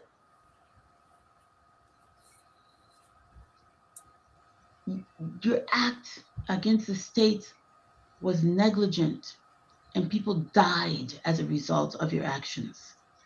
That is not something that, and Liberians are so forgiving. We're forgiving people. We don't hold grudge. But every time y'all rip the Band-Aid off the wound with your self-glorification and your self-justification, every time you rip the scab off the wound, we feel it. And we won't be quiet anymore. We'll talk. Your victims are uncountable. And so for the sake of those of us that live with the scars and the trauma that resulted from your decisions, don't come on social media and be telling us how you smart and you hero. Don't do that. Don't do that. Because we will start to talk. And we too, we can write. We went to school. But I will tell y'all for free. When you listen to President Boyka speak, that good English that Papa can speak, that true way part of the government had those schools that educated this young man from Foya that rose to be our president. You understand? When my father can be immigration boss, young man from Nimbagane, and you see my father's penmanship. When I look at things that he wrote, I still have books and journals that my father kept. His handwriting was impeccable. These are the fruits of what was toppled. And we said it yesterday, I'll repeat it today. When that coup happened in 1980, the majority of the educated people, the majority of the people in control of the country were Jelemi, or Jela Dualu. They were native indigenous people that went to school. Good schools. The government opened from since Edwin Bartlett days. They start opening those schools in the interior. partnering with missionaries, partnering with churches to open schools so that our grandparents and our parents could be elevated into the modern era and learn Western education coupled with their traditional system. And that was the beauty and the power of Liberia. How can we sit down and say, oh, we were so oppressed? You know what oppression is? Oppression looks like the children selling in the streets of Monrovia. They cannot read and write. They cannot speak English. The chaos, the filth, everything you see President Boycott trying to clean. We have been trying to clean this country up for generations. That's right. For generations. That's right. How many years has it been since 1980? We still trying to fix things. Y'all stop it. Let us heal. If you don't want to be apologetic for your role, for your roles in this destruction, keep quiet. Carry your arrogance and your unrepentant ways to your grave. But don't peel the scab off our wounds with your arrogance anymore. We will talk. Carl, every time we about to leave and you say something so profound and I say, let's talk some more. And I'm going to say this. I think that part of the gist of this message, we have to find a way to reignite that fire that is Liberia. My father's generation, and Carl is right, they went to excellent schools. These guys, they were masters of their craft. Liberia was not putting out second-rate graduates. We were comparable, if not better, to any school globally. Look at the contrast today in our country. And look at the caliber of people we are putting out. So history, it is always the judge. It's not what you claim you've done. It's how history reveal your actions. Look at our streets today and look at the quality of our high school graduates and the university graduates. I don't blame the young people, but I blame heavily the very institutions that have not prepared them properly. President Bwaka said something at one of the retreats with his cabinet ministers. He said, this country, the issues of this country is much deeper than most people understand on the surface because he's lived Liberia. He understands when Liberia was much, much better. Look, I remember in Buchanan, I'm old enough to remember some stuff. You come to the quality of schools. Even if I was born in JFK Hospital, I got some pictures. You see JFK Hospital, it was comparable to any hospital globally. Look at the condition. This is the kind of job we have to do going back. How do we come back? A guy called the show today. He said, I grew up in Bone Mines. I talked about on a shower.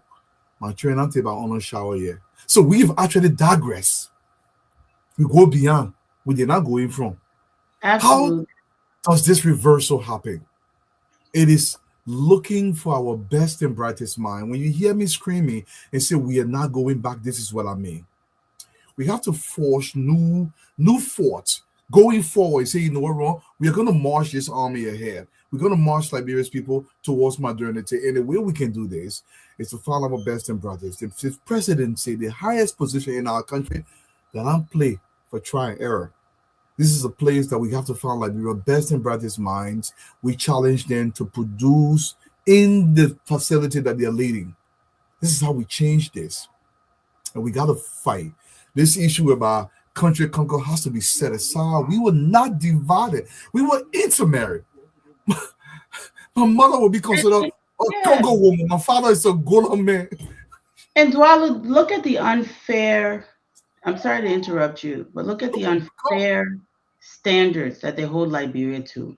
Because Liberia had classism. Because people were bullied. We're human beings. Even before the Republic, every society, indigenous societies, you think we didn't have classism among Mono people, among Crew people? You think everybody would have seen? The coast, the inner people, you see the Madingo people and the Basa people and everybody. You think they didn't have class structure? Divide people for God's sakes by in-laws. They conquered the whole place. They sold human beings. They sold people. We have people that were engaged heavily in the slave trade. Your life was worthless to them. We didn't. Classism is a thing of human. What kind of unfair standard we want to hold our country to? And also, I wanted to say happy birthday to Tana Cooper. Yes, happy birthday to you, our sister. You said about going back, well, let me tell you a story. Ganta Methodist Mission had running water. Can you imagine? They had electricity. They have flushing toilets. They have all of these things. By 1983, they no longer had flushing toilets. Everything was broken. By 1983, can you imagine? No longer had electricity, regular electricity. Most of the teachers had left. The standards of education had gone down by 83. Can you imagine? I dare anybody to challenge me on this. I know this is true because I have really looked into Ganta Methodist. That's where my parents went to school. Grandparents, this is the school, right? That is built on our property, in our forest, I should say. What happened? Where's the improvement? If your actions were justified, things would be better, not worse. You got children going to school now, Dwalu. No labs, no practicals. Nothing. They wiped away over 100 years of building systems against tremendous odds. They just wiped it away. Instead of waiting their turn. This was about power. It was not about the people. It was about the personal greed and ambition. And they sat there alongside the military junta with their proper education. They sat there alongside the military junta and gave it their stamp of approval.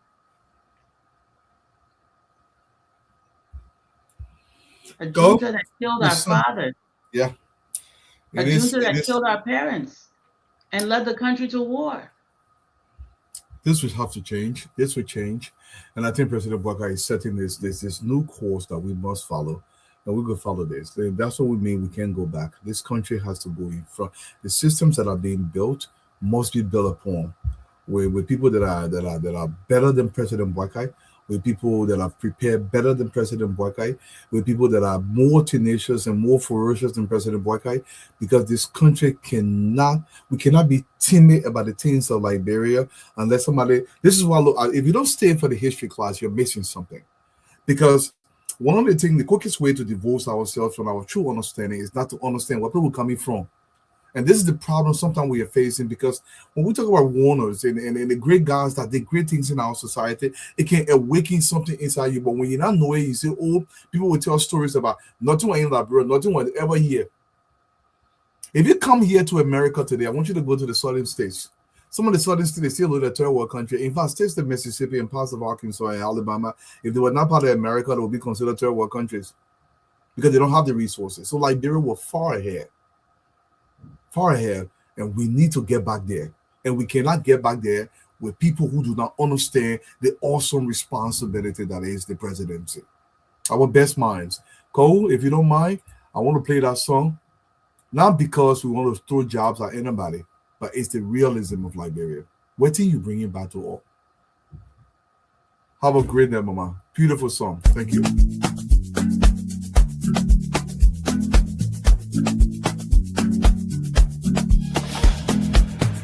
How you coming back? How you coming back? How you coming back? Where's the roads are complete? When the drug dealers know they taste their defeat. When our children have hope, not trapped by dope. When tomorrow is bright and they know they can cope.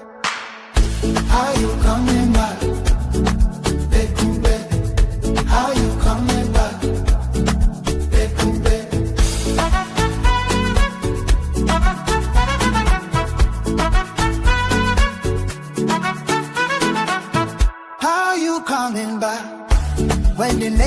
can heal. When our people find work and prosperity is real, where the farmer can harvest and the markets can meet, when opportunity reaches every village and street.